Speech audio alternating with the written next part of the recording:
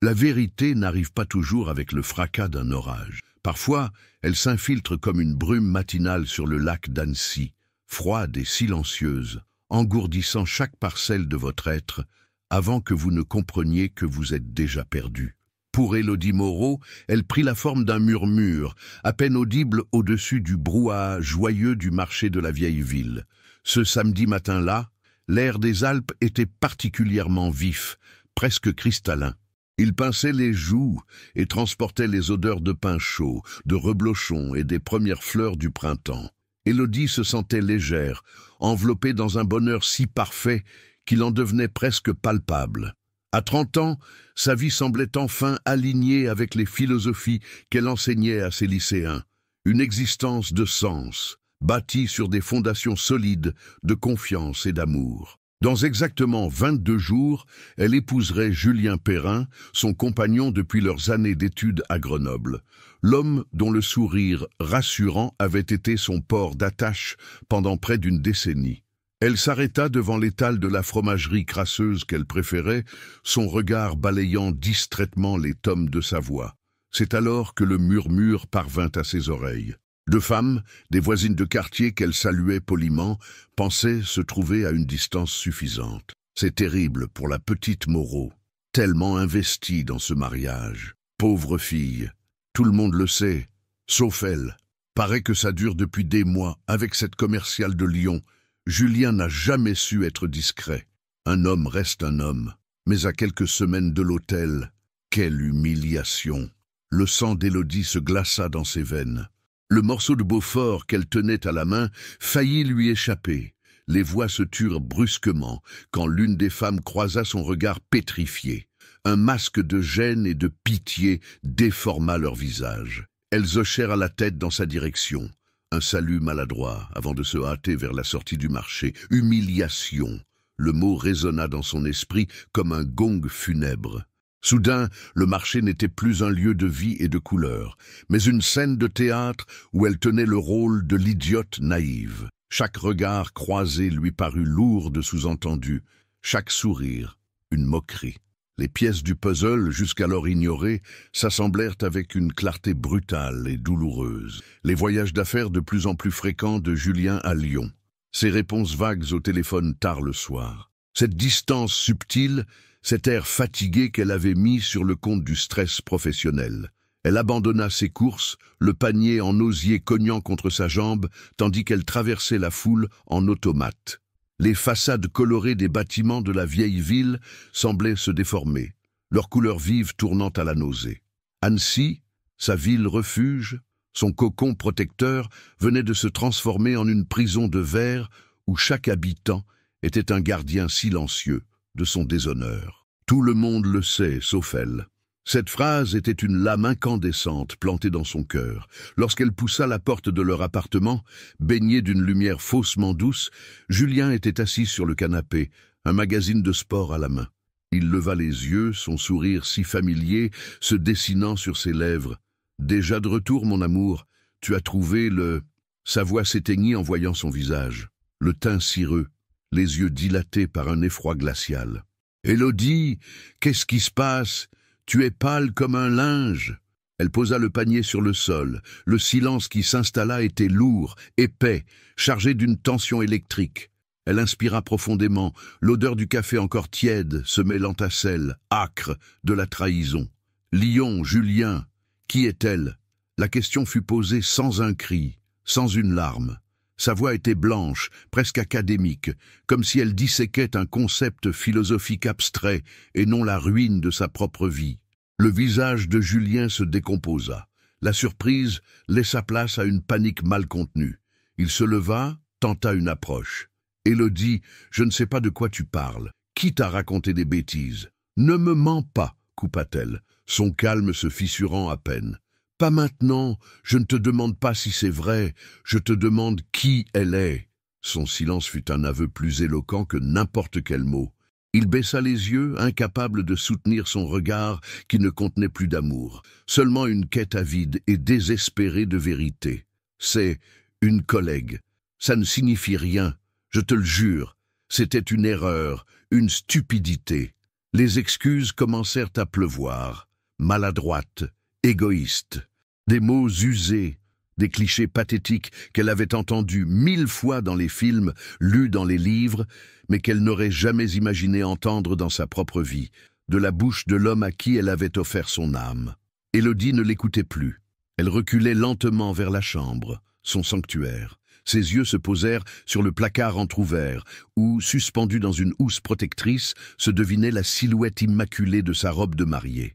Cet objet, symbole de tous ses espoirs, de cet avenir patient et joyeux qu'elle avait construit, lui apparut soudain monstrueux, grotesque, un linceul blanc pour un amour mort. « Élodie, s'il te plaît, on peut arranger ça », supplia Julien, la suivant, sa voix se brisant. « C'est toi que j'aime. C'était une faiblesse, je vais tout arrêter. Elle se tourna vers lui. Pour la première fois depuis son retour du marché, ses yeux s'emplirent de larmes. Mais ce n'étaient pas des larmes de tristesse, c'étaient des larmes de rage, de dégoût et surtout d'une lucidité terrifiante.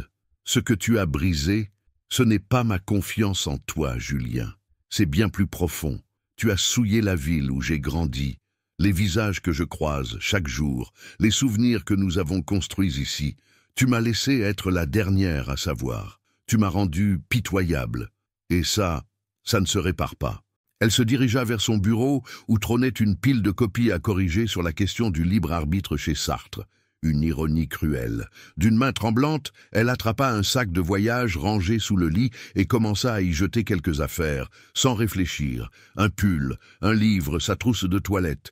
Chaque geste était mécanique, une fuite instinctive, loin de l'épicentre de la douleur. « C'est fini », dit-elle simplement, la phrase tranchant l'air comme une lame de guillotine. Le mot « humiliation » revenait encore et encore, tournoyant dans sa tête. Annecy n'était plus son foyer. C'était la cage dorée de sa honte. Elle devait partir, n'importe où, loin des regards compatissants, loin des murmures, loin du fantôme de la femme heureuse et naïve qu'elle avait été ce matin-là. Elle referma le sac, le bruit de la fermeture éclair sonnant comme le point final définitif de son ancienne vie. La porte de la maison de sa mère, Hélène, s'ouvrit avant même qu'Élodie n'ait eu le temps de sonner. Le visage de sa mère, habituellement empreint d'une sérénité douce, était sillonné d'inquiétude. Elle n'eut pas besoin de poser de questions. Le petit sac de voyage et les yeux de sa fille, brillants de larmes non versées, disaient tout. Sans un mot, Hélène prit Élodie dans ses bras, une étreinte solide et réconfortante qui était depuis l'enfance, le seul remède infaillible à toutes les peines du monde. C'est là, contre l'épaule de sa mère, que le barrage céda. Les sanglots qui la secouèrent n'étaient pas seulement ceux d'un cœur brisé, mais ceux d'une âme profondément humiliée. Les jours suivants s'écoulèrent dans un brouillard cotonneux et irréel. Élodie passa des heures prostrée sur le canapé du salon, le regard perdu sur le lac que l'on devinait au loin, sa surface changeante reflétant le chaos de ses propres émotions. Sa mère naviguait autour d'elle avec une délicatesse infinie, lui apportant des tasses de tisane fumante, lui rappelant de manger, parlant d'une voix douce du temps qui passe et des blessures qui, si elles ne disparaissent jamais complètement, finissent par ne plus faire mal à chaque respiration. Veuve depuis 15 ans, Hélène connaissait le deuil, et elle reconnaissait sur le visage de sa fille une forme différente mais tout aussi dévastatrice, de perte. « Le plus difficile, ce n'est pas le chagrin, ma chérie, » lui dit-elle un soir, alors qu'elle regardait la nuit tomber sur les montagnes. Le cœur se répare, toujours. Le plus difficile, c'est l'humiliation, le sentiment d'avoir été dupé aux yeux de tous. C'est la fierté qui saigne, et cette blessure-là est plus lente à cicatriser. Ces mots justes donnèrent à Élodie la force d'affronter la partie la plus concrète et la plus sordide de sa situation, le démantèlement d'un avenir. Le téléphone à la main, elle se lança dans la litanie macabre des annulations. Le traiteur, dont la secrétaire lui offrit des condoléances si pleines de pitié qu'elle en eut la nausée.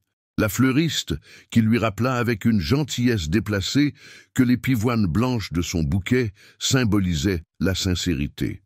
Le propriétaire du domaine, qui se montra compréhensif, mais ne manqua pas de garder la compte. Chaque appel était un clou de plus dans le cercueil de ses rêves. Le plus terrible fut d'envoyer un court message groupé à leurs amis et à leurs familles, une missive clinique et impersonnelle pour annoncer que le mariage de Élodie Moreau et Julien Perrin n'aura pas lieu. Chaque mot tapé était un supplice. Julien, quant à lui, la harcelait. Des dizaines de messages, d'appels manqués, des supplications, des promesses, des justifications. Elle ne répondit jamais, se contentant de bloquer son numéro. Toute conversation était devenue inutile. La confiance, une fois volatilisée, ne laisse derrière elle qu'un désert stérile. C'est au 5e jour de sa réclusion, alors qu'elle venait de finir une dissertation sur l'illusion de la permanence chez Héraclite, avec un sentiment d'ironie amère, que son téléphone sonna. Un numéro inconnu avec un indicatif parisien. Elle hésita, puis décrocha, lassée de tout. Mademoiselle Moreau? La voix était féminine, professionnelle, d'une politesse si froide qu'elle en devenait intimidante. « Oui, c'est moi. Je me nomme Inès Varenne. Je suis l'assistante exécutive de Monsieur Gabriel Duret, PDG de Duret Industries. J'espère ne pas vous déranger. » Élodie fronça les sourcils. Le nom lui disait vaguement quelque chose, mais elle n'arrivait pas à le situer. Duret Industries, par contre, évoquait des images d'immeubles de verre à la Défense, des articles dans les pages économiques des journaux. Je ne comprends pas. En quoi puis-je vous aider? Monsieur Duret souhaiterait s'entretenir avec vous à Paris, dès que possible. Il a une proposition d'affaires confidentielle à vous soumettre, une proposition qui, selon ses propres termes, pourrait offrir une solution mutuellement avantageuse à vos problèmes actuels. Le souffle d'Élodie se coupa. Vos problèmes actuels. La phrase était si directe, si présomptueuse. Comment cet homme pouvait-il connaître sa situation? Mes problèmes, je ne vois pas de quels problèmes vous parlez, et je n'ai aucune affaire à traiter avec Monsieur Duret. Sa voix était devenue défensive, presque hostile. Un silence glacial suivit. Puis, l'assistante reprit imperturbable. Monsieur Duret est au fait de votre situation personnelle, qui a malheureusement pris une tournure publique dans votre ville. Il vous prie d'excuser cette intrusion, mais il pense sincèrement que son offre mérite votre considération. Tous vos frais de déplacement et d'hébergement seraient, bien entendu, pris en charge. Il vous suggère de le rencontrer après-demain, à 10 heures, au siège de l'entreprise. Une bouffée de colère monta en Élodie. Se mêlait à elle une curiosité malsaine. Gabriel Duret. Elle fouilla dans sa mémoire. Grenoble. L'université. Un garçon brun, au regard intense, toujours assis au fond de l'amphithéâtre. Sérieux, taciturne, presque effacé, le genre d'étudiant brillant mais solitaire dont on se souvient à peine. Était-ce lui? Comment avait-il pu passer de cet anonymat estudiantin à la tête d'un empire technologique? Et surtout, pourquoi s'intéressait-il à elle, la petite professeure de philosophie humiliée? « Je ne suis pas intéressée, » dit-elle, plus par réflexe que par conviction. « Je comprends, mademoiselle Moreau. Je laisserai donc mes coordonnées dans un message. Si vous changez d'avis, vous avez jusqu'à ce soir pour me le faire savoir. Monsieur Duret vous présente ses respects. » La communication fut coupée. Élodie resta un long moment immobile, le téléphone encore collé à l'oreille. L'offre était absurde, déroutante, presque inquiétante, mais elle était aussi une porte de sortie, une échappatoire inattendue de ce présent poisseux qui lui collait à la peau. Hélène, qui avait surpris la fin de la conversation, s'approcha. « Paris ?» demanda-t-elle doucement. Élodie lui expliqua la teneur de l'appel, s'attendant à ce que sa mère la mette en garde contre une proposition si étrange. Mais Hélène la regarda avec une lueur nouvelle dans les yeux. « Élodie, qu'as-tu à perdre? »« Tout, ma dignité peut-être. C'est humiliant qu'un inconnu se serve de mes malheurs. Un inconnu qui t'offre un billet de train pour fuir l'endroit où tu te sens la plus humiliée, » corrigea sa mère. « Écoute, tu ne sais pas ce qu'il veut. Peut-être est-ce une folie. Mais rester ici à regarder le lac en attendant que ton cœur guérisse, c'est aussi une forme de folie.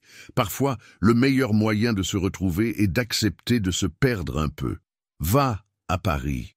Écoute ce que cet homme a à te dire. Au pire, tu auras passé une journée dans la capitale et visité une tour de verre. Au mieux, qui sait, le raisonnement de sa mère était d'une simplicité désarmante. Elle avait raison. Qu'avait-elle à perdre? Sa vie à Annecy était en ruine.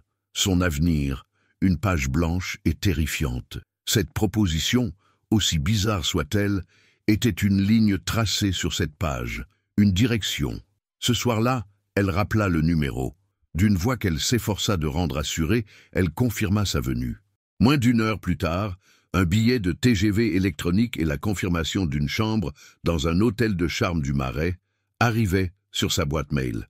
Le lendemain, sur le quai de la gare d'Annecy, elle fit un dernier signe de la main à sa mère.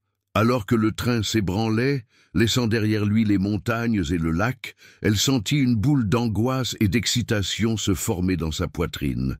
Elle ne fuyait pas seulement une humiliation. Elle avançait, sans le savoir, vers un destin dont elle ne détenait aucune carte. Le trajet en train fut une transition brutale entre deux mondes. Élodie regardait les Alpes majestueuses et familières s'estomper à l'horizon, remplacées progressivement par les plaines vertes, puis par la grisaille tentaculaire de la banlieue parisienne. Le rythme saccadé des roues sur les rails semblait marteler le tempo d'une nouvelle vie incertaine. Chaque kilomètre la éloignant d'Annecy était à la fois un soulagement et une source d'angoisse. Elle quittait la cage de son humiliation, mais pour s'avancer vers quoi? Une proposition d'affaires mutuellement avantageuse, faite par un quasi-inconnu.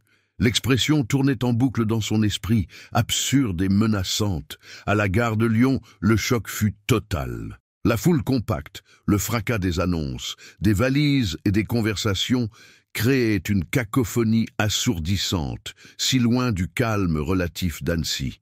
Perdue un instant au milieu de ce tumulte humain, elle se sentit incroyablement seule et vulnérable. Puis elle l'aperçut, un homme en costume sombre, impeccablement coiffé, tenant une tablette où s'affichait discrètement son nom, Élodie Moreau. L'organisation était si parfaite, si impersonnelle, qu'elle en eut un frisson. Le chauffeur, d'une courtoisie laconique, la conduisit à une berline noire, aux vitres teintées. Le silence à l'intérieur de l'habitacle contrastait violemment avec le chaos extérieur. Tandis que la voiture s'engageait dans la circulation parisienne, Élodie observait les monuments défiler, non pas avec l'émerveillement d'une touriste, mais avec le détachement d'une spectatrice étrangère. Ils ne traversèrent pas les quartiers pittoresques qu'elle connaissait de ses rares visites, mais s'engagèrent bientôt sur une voie rapide menant vers l'ouest. Peu à peu, les bâtiments haussmanniens laissèrent place à un horizon hérissé de gratte-ciel de verre et d'acier. La Défense, une ville verticale, un monde d'affaires froid et puissant qui semblait flotter au-dessus de Paris comme une citadelle inaccessible. La tour Duret Industrie était la plus haute, une flèche de verre sombre qui semblait vouloir transpercer les nuages. L'intérieur était tout aussi intimidant. Un hall immense au design minimaliste, des agents de sécurité discrets mais omniprésents, et un silence quasi religieux. Après avoir décliné son identité, elle fut guidée vers un ascenseur privé. La montée fut si rapide et silencieuse qu'elle lui coupa le souffle, ses oreilles se bouchant légèrement tandis que Paris rétrécissait sous ses pieds. Au dernier étage, les portes s'ouvrirent sur un espace baigné de lumière. Inès Varenne, la femme qu'elle avait eue au téléphone, l'attendait. Elle était l'incarnation même de l'élégance corporative. Un tailleur parfaitement coupé, un chignon strict, un sourire poli, mais indéchiffrable. « Mademoiselle Moreau, bienvenue. Monsieur Duret vous attend. » Elle la précéda dans un couloir au mur blanc, orné de quelques œuvres d'art abstrait. Puis elle ouvrit une double porte et s'effaça. « Je vous en prie. » Le bureau était à l'image du reste. Immense, sobre, et offrant une vue panoramique à couper le souffle sur tout Paris. La Tour Eiffel, Montmartre, Notre-Dame, toute la ville s'étalait à leurs pieds comme une maquette complexe. Et au centre de cet univers, derrière un bureau de bois sombre où ne traînait aucun papier, se tenait Gabriel Duret. Le jeune homme effacé de ses souvenirs avait disparu. Il était devenu un homme, grand, la silhouette affûtée dans un costume sur mesure. Il dégageait une aura de contrôle absolu. Ses cheveux bruns étaient courts, ses traits plus marqués, mais c'étaient ses yeux qui la frappèrent. D'un gris intense, presque orageux, il la fixait avec une intensité qui n'avait rien de commun avec le regard fuyant de l'étudiant qu'elle avait connu. « Mademoiselle Moreau, Merci d'être venu, dit-il d'une voix grave et posée, sans le moindre soupçon de chaleur. Il contourna son bureau pour s'approcher d'un petit salon aménagé près des baies vitrées et lui indiqua un fauteuil. « Asseyez-vous, je vous prie. »« Un café? De l'eau ?»« De l'eau, merci, » murmura-t-elle, s'asseyant sur le bord du siège en cuir souple. Il lui servit lui-même un verre d'eau, chaque geste mesuré, précis. Il n'y eut pas de bavardage pour combler le silence. Il s'assit en face d'elle et alla droit au but. « Je serai direct. Je ne vous ai pas fait venir pour vous proposer un emploi, ni pour parler du passé. Je vous ai fait venir pour vous proposer le mariage. » La phrase tomba dans le silence feutré du bureau, avec le poids d'une enclume. Élodie resta bouche bée, le verre d'eau à mi-chemin de ses lèvres. Elle crut à une hallucination, à une plaisanterie d'un goût exécrable. « Pardon ?» parvint-elle à articuler. « Un mariage, un contrat, pour être plus précis, un partenariat. » Son visage resta impassible, ses yeux ne quittant pas les siens. Il se leva, prit une fine chemise cartonnée sur son bureau et la lui tendit. « Lisez si vous le souhaitez. » Les termes sont clairs. Tremblante, elle ouvrit le dossier. À l'intérieur, un document juridique parfaitement rédigé. Contrat de mariage. Les noms, Gabriel Thomas Duret et Élodie Hélène Moreau. Des clauses, des conditions. Durée, 1 an, renouvelable par consentement mutuel. Obligation de M. Duret, fournir un logement, assurer un soutien financier total et inconditionnel, garantir la protection de sa réputation et de sa vie privée. Obligation de Madame Moreau, tenir le rôle de son épouse lors d'événements publics, maintenir une image de couple stable et uni, résider à Paris. Le souffle coupé, elle leva les yeux vers lui. C'est de la folie. Pourquoi? Pourquoi moi? Parce que nos intérêts convergent, répondit-il froidement, comme s'il expliquait une fusion d'entreprises. Je suis en lice pour la présidence d'un conseil d'administration européen. Une position qui requiert, outre des compétences professionnelles, une image publique irréprochable. On attend de moi des valeurs familiales solides. Un PDG célibataire de mon âge est perçu avec méfiance. Un homme marié, stable, est un gage de maturité et de fiabilité. Il fit une pause, la laissant digérer cette logique glaçante. Quant à vous, vous avez besoin de disparaître d'Annecy. Vous avez besoin d'un nouveau départ, loin des ragots et du jugement. Vous avez besoin d'une protection. Je vous offre tout cela, une nouvelle ville, une indépendance financière totale, le bouclier que mon nom et ma position peuvent vous procurer. En échange, vous m'offrez la façade dont j'ai besoin. Élodie secoua la tête, un rire nerveux et incrédule lui échappant. Vous voulez m'acheter ? Acheter une épouse pour soigner votre image, vous vous servez de ma détresse? Je ne me sers pas de votre détresse, la coupa-t-il, sa voix se faisant plus dure, presque tranchante. Je vous propose un remède, un arrangement pragmatique. Il n'y aura aucune attente d'ordre sentimental ou intime entre nous. Ce sera une collaboration professionnelle, menée dans la sphère privée. Nos vies resteront distinctes, mais nos apparences publiques seront jointes. Mais nous nous connaissons à peine, protesta-t-elle. C'est un avantage. L'absence d'histoire commune facilite les relations d'affaires. Nous nous sommes croisés à l'université de Grenoble. C'est suffisant pour justifier des retrouvailles. Vous êtes enseignante, une profession noble et respectée. Vous n'avez pas de scandale à votre actif. Vous êtes parfaite pour ce rôle. Le mot « parfaite » résonna étrangement. Il le prononça avec une conviction qui dépassait la simple logique des affaires. Un instant, une fraction de seconde, elle crut déceler dans son regard gris une lueur différente, une émotion fugace qu'elle ne sut interpréter. Puis le masque de froideur reprit sa place. Élodie se sentit prise au piège, le vertige la saisissant. Devant elle, le contrat, promesse d'une fuite dorée mais vide de sens. Par la fenêtre, Paris, une ville immense et indifférente, et en elle, le souvenir encore brûlant de l'humiliation. Qu'était le pire, être la victime pitoyable d'une petite ville ou devenir l'actrice principale d'une comédie mise en scène par un milliardaire froid et calculateur, la prison du connu ou la vertigineuse liberté d'un pacte insensé. Le silence s'étira, lourd et vibrant, suspendu à 200 mètres au-dessus du sol parisien. Élodie sentait le cuir froid du fauteuil à travers ses vêtements. la texture lisse du dossier entre ses mains crispées. Les mots de Gabriel Duret flottaient dans l'air, absurdes et pourtant implacables. Une proposition si extravagante qu'elle aurait dû éclater de rire, la rejeter avec mépris et partir sans se retourner. Mais elle restait là, pétrifiée, le document juridique posé sur ses genoux. « Vous me demandez de renoncer à ma vie, à mon métier, pour jouer un rôle, » dit-elle finalement, sa voix à peine un murmure. « Elle vous demande de mettre votre vie en pause, » corrigea-t-il, sa précision toujours aussi clinique. Le contrat stipule une durée d'1 an.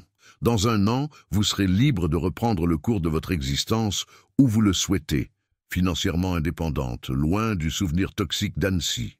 Vous pourrez même, si vous le désirez, reprendre un poste d'enseignante ici. Les opportunités sont nombreuses.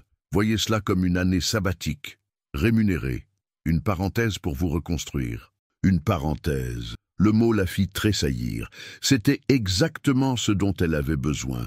Un espace hors du temps, loin du regard des autres, loin de son propre reflet de femme trahie. Gabriel n'avait pas seulement mis le doigt sur son problème. Il en offrait la solution, certes déroutante et mercantile, mais une solution concrète, une main tendue, non pas par compassion, mais par intérêt mutuel. C'était peut-être ce qui la rendait supportable. Pas de pitié. Pas de fausse sympathie, juste une transaction. « Et qu'arrivera-t-il si je refuse ?» demanda-t-elle, testant les limites de son offre. Un sourcil de Gabriel se haussa imperceptiblement. « Alors vous reprendrez le train pour Annecy. Je vous aurai fait perdre votre temps et je m'en excuserai. Votre vie continuera et je devrai trouver une autre solution pour la mienne. Rien de plus. Vous êtes parfaitement libre, mademoiselle Moreau. C'est votre choix. Et seulement le vôtre. » Cette affirmation de sa liberté, venant de cet homme qui semblait tout contrôler, la désarçonna. Il n'y avait ni menace, ni pression, juste l'énoncé factuel d'une opportunité à saisir ou à laisser. Élodie se tourna à nouveau vers la baie vitrée. Paris était là, immense, prometteur, indifférent. C'était la ville parfaite pour disparaître, pour devenir quelqu'un d'autre. Être Madame Duret. Le nom était étranger, puissant. Il agirait comme une armure, un déguisement parfait pour dissimuler la femme brisée qu'elle était devenue. Ses pensées retournèrent à Annecy, à l'idée de devoir affronter les regards, les murmures, de croiser Julien dans la rue, peut-être avec cette autre femme, de devoir expliquer encore et encore à chaque parent d'élève, à chaque connaissance, pourquoi le mariage était annulé. L'énergie nécessaire à cette survie sociale lui manquait cruellement. Elle était à bout. « Je dois quitter mon poste », songea-t-elle à voix haute. « Mes avocats s'occuperont de votre démission dans les formes les plus cordiales. Motif, raison personnelle et mariage imminent à Paris. C'est une excuse tout à fait acceptable. Ma mère, vous pourrez lui rendre visite aussi souvent que vous le souhaitez. Nous projetterons une image de famille unie. Une clause du contrat garantit que ses besoins seront également pris en charge si nécessaire. » Il avait pensé à tout. Chaque objection qu'elle pouvait soulever avait déjà sa parade. Ce n'était pas une improvisation, mais une stratégie méticuleusement élaborée. La question la plus troublante restait en suspens. Pourquoi elle? Parmi toutes les femmes de Paris, pourquoi choisir une modeste professeure de philosophie d'une petite ville de province? Pourquoi précisément moi, monsieur Duret? Demanda-t-elle à nouveau, cherchant une fissure dans son armure.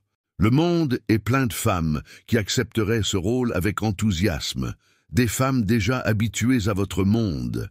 Pour la première fois, une hésitation presque imperceptible traversa son regard, un flottement d'une demi-seconde avant qu'il ne reprenne son masque impénétrable. « J'ai déjà répondu à cette question. Votre profil est idéal, discret, respectable. Vous ne chercherez pas à tirer profit de cette situation au-delà de ce qui est convenu dans le contrat. Vous n'êtes pas motivé par l'avidité ou la célébrité.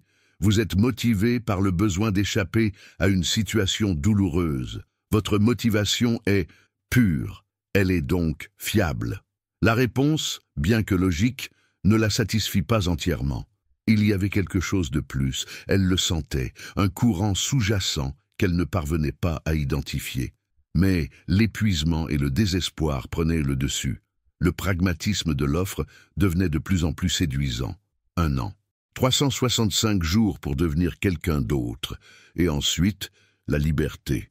Élodie se leva et s'approcha de la baie vitrée, posant la paume de sa main contre le verre froid. Le soleil de l'après-midi commençait à descendre, jetant de longues ombres sur la ville. Le crépuscule approchait, une fin de jour, mais peut-être un début d'autre chose. Elle prit une profonde inspiration. L'air dans ce bureau semblait raréfié, chargé d'enjeux qui la dépassaient. « Très bien, dit-elle, se retournant pour lui faire face. Sa propre voix lui parut lointaine. « J'accepte. » Aucun signe de triomphe ne parut sur le visage de Gabriel. Juste un léger hochement de tête, comme si la conclusion n'avait jamais fait de doute pour lui. « Bien. Mes avocats prendront contact avec les vôtres, ou nous pouvons vous en recommander d'excellents si vous n'en avez pas. Je veux que vous soyez pleinement conseillé et que vous compreniez chaque clause. »« Je n'ai pas d'avocat, » admit-elle. « Alors vous en aurez un dès cet après-midi, le meilleur de Paris en droit de la famille, Maître Valois. Il veillera à ce que vos intérêts soient protégés, même contre moi. » Il se dirigea vers son bureau, prit un stylo élégant et signa sa partie du document avec une fluidité déconcertante. Puis, il le poussa vers elle. « Vous pouvez attendre Maître Valois, bien entendu. » Mais Élodie voulait en finir. Chaque seconde de réflexion supplémentaire risquait de la faire vaciller. Elle se sentait comme une nageuse, emportée par le courant, qui décide de cesser de lutter et de se laisser porter. Elle prit le stylo, son poids surprenant dans sa main. Elle fixa la ligne pointillée sous son nom. Élodie Moreau, bientôt Madame Duret. C'était un acte de folie, un saut dans le vide sans parachute. Elle signa. L'encre noire se détacha nettement sur le papier blanc, un trait irréversible. Une fois la signature apposée, un calme étrange s'installa en elle, le calme du destin scellé.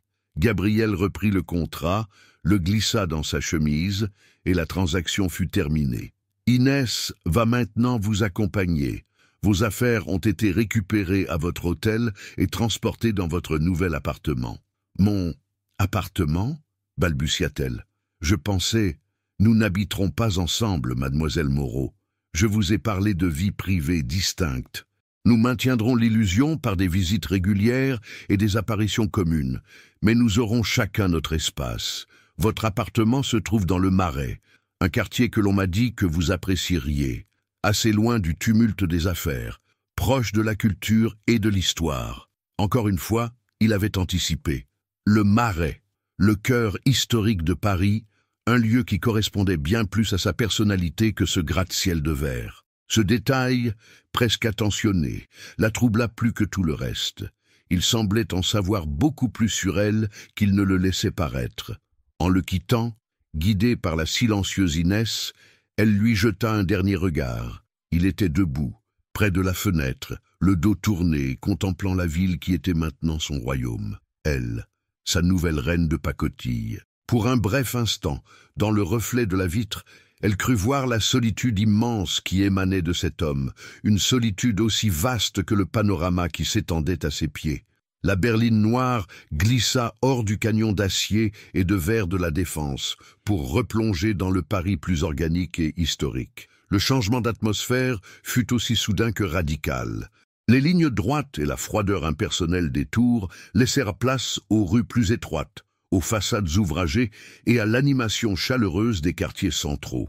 Alors qu'il pénétrait dans le Marais, Élodie sentit une partie de la tension qui crispait ses épaules se relâcher. Elle connaissait ce quartier pour y avoir flâné lors de ses rares escapades parisiennes, aimant son mélange unique d'hôtels particuliers du XVIIe siècle, de galeries d'art avant-gardistes, de boutiques de créateurs et de vieilles échoppes juives. Le véhicule s'arrêta finalement devant un immeuble discret mais magnifique sur la place des Vosges. Élodie retint son souffle. La place, avec ses arcades régulières en briques rouges et son square central verdoyant, était l'un des joyaux architecturaux de Paris. Vivre ici était un rêve inaccessible pour le commun des mortels. « Nous sommes arrivés, madame », annonça Inès Varenne d'une voix neutre, utilisant le « madame » avec un professionnalisme qui fit frissonner Élodie. Le changement de statut était désormais officiel. Inès la guida à travers une porte cochère massive qui s'ouvrait sur une cour pavée et paisible, ornée d'un petit jardin impeccablement entretenu. L'appartement se trouvait au 2e étage, desservi par un ascenseur privé qui débouchait directement dans un vestibule. La première chose qui la frappa fut la lumière. De hautes fenêtres à la française, donnant sur les arbres du square, inondaient un vaste salon où le moderne et l'ancien dialoguaient avec une élégance parfaite. Des moulures d'époque et un parquet Versailles d'origine côtoyaient un mobilier contemporain aux lignes épurées et des œuvres d'art choisies avec goût. Mais ce fut la bibliothèque qui lui coupa véritablement le souffle. Un mur entier, du sol au plafond, était couvert d'étagères en bois sombre, croulant sous les livres. Il n'y avait pas là que des best-sellers ou des ouvrages d'apparat. Elle reconnut des collections complètes de philosophie, de Platon à Derrida, des éditions rares de poésie, des romans classiques et contemporains, français et étrangers. C'était la bibliothèque d'un véritable lecteur, pas une simple décoration. Monsieur Duret a pensé que vous apprécieriez d'avoir un espace de travail à votre goût, expliqua Inès, suivant son regard. Il a fait transférer une sélection de la bibliothèque de sa résidence principale ici. Cette attention, si spécifique et si personnelle, la déstabilisa. Gabriel Duret, l'homme d'affaires glacial, lisait de la philosophie. Il connaissait ses goûts au point de lui aménager ce havre de paix. Le paradoxe entre l'homme qu'elle avait vu et les traces qu'il laissait ici était immense. L'appartement était plus qu'un simple lieu de résidence. C'était un cocon pensé pour elle. Une cuisine ultramoderne mais chaleureuse, une chambre spacieuse donnant sur la cour intérieure, calme et sereine, et un dressing qui contenait déjà, à sa grande surprise, son modeste sac de voyage posé au milieu d'une rangée de penderies vides. « Vos effets personnels sont ici », continua Inès, impassible. « Un service de conciergerie est à votre disposition 24 heures sur 24. Voici une carte de crédit à votre nom, sans limite de dépenses. Elle vous permettra d'acquérir tout ce dont vous aurez besoin pour votre nouvelle garde-robe et pour meubler votre quotidien.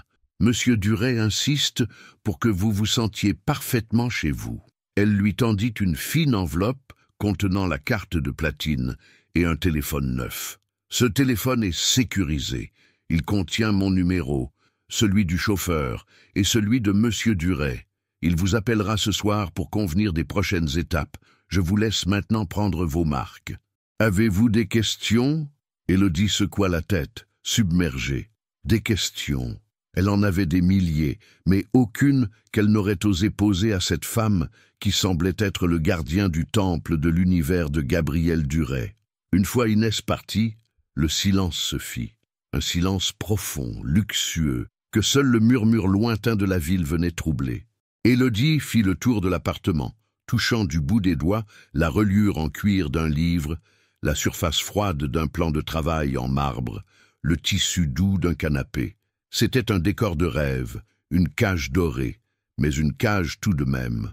Elle ouvrit son sac de voyage, dérisoire au milieu de ce luxe, et en sortit les quelques affaires qu'elle avait emportées dans sa fuite. Un pull en laine, un peu usé, un jean confortable, le dernier roman de Leila Slimani, sa trousse de toilette.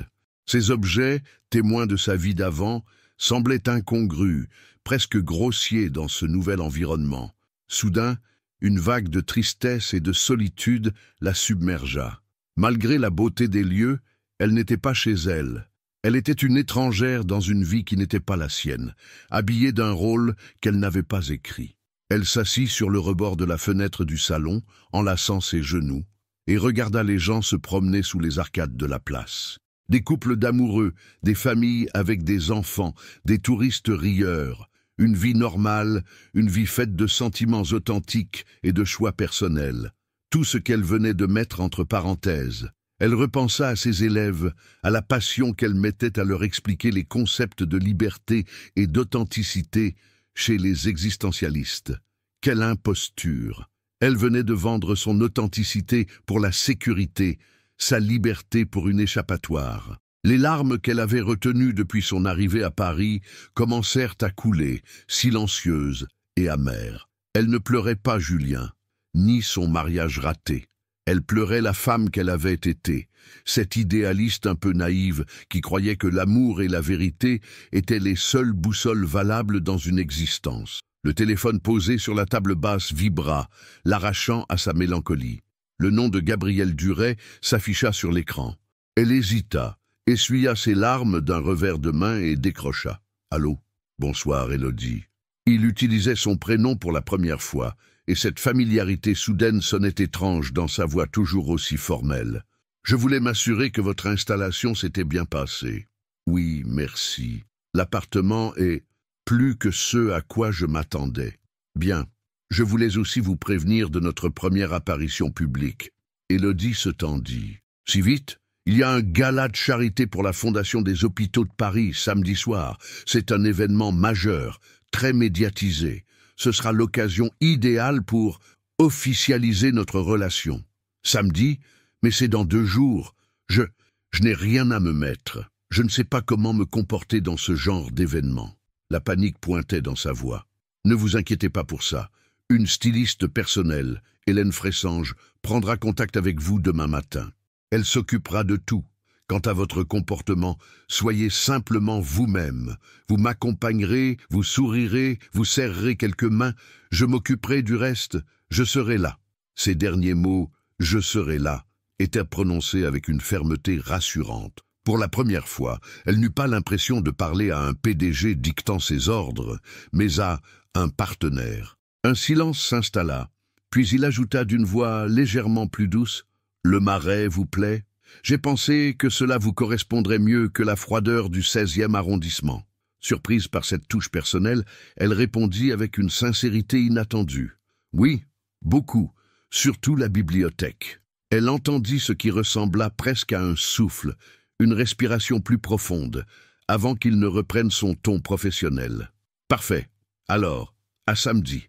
Je passerai vous chercher à 20h. Reposez-vous bien. » Il raccrocha avant qu'elle n'ait pu répondre. Élodie resta songeuse, le téléphone à la main. Cet homme était un énigma, un bloc de glace qui laissait entrevoir d'infimes et troublantes fissures de chaleur. Il lui offrait un sanctuaire, des livres de philosophie et la promesse d'être là pour elle. Mais qui était-il vraiment, derrière le masque du PDG impassible ? Elle commençait à comprendre que le véritable mystère de cette nouvelle vie n'était pas le pourquoi de leur contrat, mais le qui de Gabrielle Duret. Le lendemain matin, Élodie se réveilla dans un lit si grand qu'elle aurait pu s'y perdre. La lumière douce filtrait à travers les voilages, dessinant des arabesques mouvantes sur le parquet ancien. Pendant un instant fugace, entre le sommeil et l'éveil, elle oublia où elle était. Puis, la réalité la frappa avec la violence d'une lame de fond. Elle n'était plus à Annecy, elle n'était plus la fiancée de Julien. Elle était à Paris, dans un appartement somptueux qui n'était pas le sien, liée par contrat à un homme qui était un mystère. Elle était la future Madame Duret.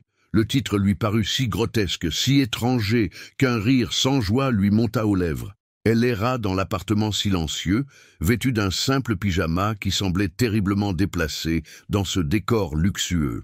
Elle se prépara un café dans la cuisine immaculée, manipulant avec une prudence presque craintive la machine à expresso dernier cri. Chaque objet, chaque meuble, chaque recoin de ce lieu lui rappelait son statut d'imposture. Elle n'était qu'une pièce rapportée, un élément de décor dans la vie de Gabrielle Duret. À 10h précises, la sonnette retentit. Elle ouvrit pour découvrir une femme d'une 50aine d'années, à l'élégance parisienne innée, encadrée par 2 assistants qui poussaient des portants chargés de housses griffées. « Madame Duret, Hélène Fressange, je suis votre styliste personnel. » La voix de la femme était chaleureuse, son sourire franc. Il y avait dans son regard une intelligence vive et bienveillante qui mit immédiatement Élodie un peu plus à l'aise. Le salon se transforma en quelques minutes en une annexe de boutique de haute couture. Les housses furent ouvertes, révélant des créations sublimes, robes de soirée, tailleurs, chaussures, sacs à main. Des noms prestigieux qu'Élodie ne connaissait que par les magazines s'étalaient sous ses yeux. Elle se sentait comme une étudiante égarée dans un musée interdit, écrasée par tant de luxe et de perfection. « C'est beaucoup trop », murmura-t-elle, reculant d'un pas. Hélène Fressange lui adressa un sourire compréhensif. « Nous n'allons pas tout prendre, rassurez-vous, nous allons trouver votre style, ce qui vous met en valeur, ce dans quoi vous vous sentez forte, et surtout, vous-même. Cette dernière phrase surprit Élodie. Elle s'attendait à ce qu'on lui impose une panoplie, pas qu'on s'intéresse à son identité. Monsieur Duret a été très clair, continua Hélène en sélectionnant une première robe. Il ne cherche pas une gravure de mode, mais une femme. Sa femme. Il m'a demandé de respecter votre personnalité. Il a insisté sur l'élégance discrète, la grâce intellectuelle, pas l'ostentation. Chaque mot était un nouveau choc pour Élodie. Grâce intellectuelle? Comment pouvait-il la définir ainsi? Il ne la connaissait pas. Ou alors, le processus d'essayage commença.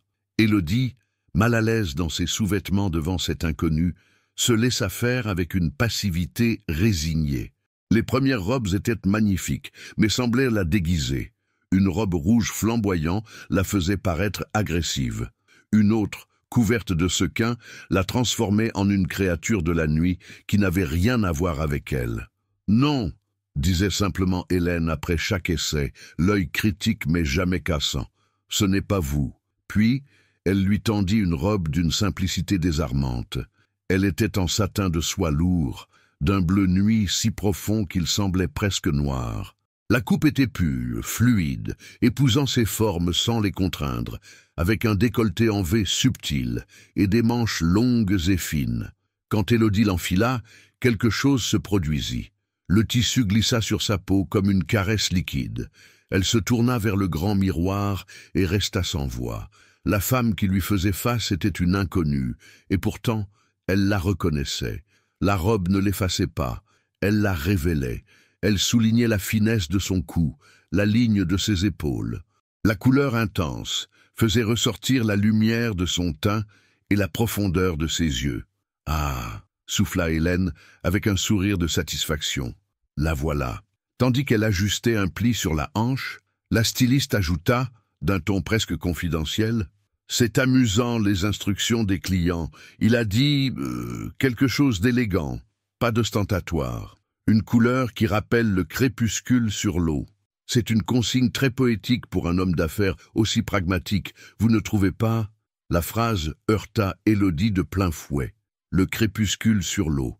C'était l'image exacte qu'elle chérissait le plus au monde. Le ciel se teintant de bleu profond et se reflétant sur la surface immobile du lac d'Annecy à la fin d'une journée d'été. Un souvenir intime, personnel. Comment Gabriel Duret pouvait-il connaître cette image? C'était impossible. Une coïncidence, sans doute. Une coïncidence troublante et dérangeante. L'après-midi fut consacré aux derniers détails. Une paire d'escarpins assortis, une pochette discrète. Puis vinrent le coiffeur et la maquilleuse qui s'affairèrent autour d'elle comme si elle était une statue précieuse qu'il fallait préparer pour une exposition. Ses cheveux furent relevés en un chignon flou et romantique, laissant quelques mèches encadrer son visage. Le maquillage était léger, destiné à sublimer, pas à transformer. Assise devant la coiffeuse, Élodie regardait son propre reflet se métamorphoser. Le miroir ne lui renvoyait plus l'image de la professeure de philosophie d'Annecy, ni celle de la femme anéantie par la trahison. Il lui montrait une femme sophistiquée, sereine en apparence, maîtresse d'elle-même. La façade parfaite de Madame Duret. Était-ce une armure ou un déguisement? Une force nouvelle ou le début d'une perte de soi? Elle se sentait prise dans un vertige philosophique très concret. Elle devenait son propre sujet d'étude, une performance de l'existence. À 20h moins le quart, tout était terminé. Elle était seule dans le grand salon, vêtue de la robe bleu nuit, portant aux oreilles une paire de dormeuses en saphir et diamants prêtés par un grand joaillier de la place Vendôme. Hélène y avait insisté. Elle était une œuvre d'art, une composition parfaite. Mais sous la soie et les diamants, son cœur battait avec la frénésie d'un oiseau pris au piège. La porte de l'ascenseur s'ouvrit directement sur le vestibule, sans sonnerie préalable. Il était là, Gabriel, en smoking noir, la chemise d'une blancheur éclatante. Il était d'une élégance saisissante, mais ce ne fut pas cela qui la frappa. Ce fut son regard. Il s'arrêta net en la voyant, et pendant une seconde, une seule seconde, son masque de froideur se brisa. Une admiration pure, brute, presque vulnérable, passa dans ses yeux gris. Il la dévorait du regard, non pas avec désir, mais avec une sorte de contemplation émerveillée, comme s'il voyait un rêve prendre vie. Puis, aussi vite qu'elle était apparue, l'émotion disparut, remplacée par son habituelle réserve. « Élodie, dit-il simplement d'une voix un peu rauque, vous êtes, prête ?» Elle hocha la tête, incapable de parler. Il lui offrit son bras. Le tissu de sa veste était rigide sous ses doigts. Le moment était venu. La représentation allait commencer. Le trajet jusqu'au Petit Palais se fit dans un silence dense, presque palpable. La voiture glissait sur les pavés parisiens avec une fluidité irréelle, isolant ses passagers du bruit et de la vie de la ville. Élodie était assise droite, ses mains jointes sur ses genoux pour les empêcher de trembler. La soie de la robe était fraîche contre sa peau. À côté d'elle, Gabriel était une statue de calme et de contrôle, son profil net se découpant sur les lumières fugaces de la rue. Juste avant qu'il n'arrive, il se tourna vers elle, son regard gris la scrutant avec une intensité qui la déstabilisa. « Quelques règles simples pour ce soir, dit-il, sa voix basse et mesurée, contrastant avec le tumulte qui grandissait en elle. Souriez, ne dites rien de compromettant. Notre histoire est simple. Nous nous sommes connus à l'université, perdus de vue et retrouvés par hasard il y a quelques mois. Un coup de foudre. Nous avons souhaité un mariage rapide et discret, loin de l'agitation médiatique. C'est tout ce que les gens ont besoin de savoir. » Il marqua une pause, ses yeux s'attardant sur son visage. « Si on vous pose une question à laquelle vous ne savez pas répondre, ou si vous vous sentez mal à l'aise, regardez-moi. Je m'en chargerai. D'accord ?» Elle hocha la tête, la gorge sèche. L'idée de mentir à tout un parterre d'inconnus lui donnait la nausée, mais la simplicité du scénario et l'assurance de son soutien la rassurèrent un peu. C'était un rôle. Il fallait juste jouer le rôle. Lorsqu'ils arrivèrent, ce fut comme si le monde extérieur explosait. La voiture ralentit devant un perron majestueux et, instantanément, ils furent aveuglés par un crépitement de flash. Un mur de photographes et de journalistes se pressait derrière des barrières, criant son nom. « Monsieur Duret, Monsieur Duret !» Un portier ouvrit sa portière et Gabriel sortit le premier, impassible face au déchaînement médiatique. Il se retourna et lui tendit la main. Le contact de ses doigts, ferme et chaud, fut un point d'ancrage inattendu dans ce chaos. Il l'aida à sortir de la voiture et sa main se posa brièvement, mais avec une assurance possessive, au creux de son dos, tandis qu'il montait les marches. Le message était clair, non pour elle, mais pour le monde. Elle est avec moi, c'est ma femme. L'intérieur du Petit Palais était encore plus impressionnant.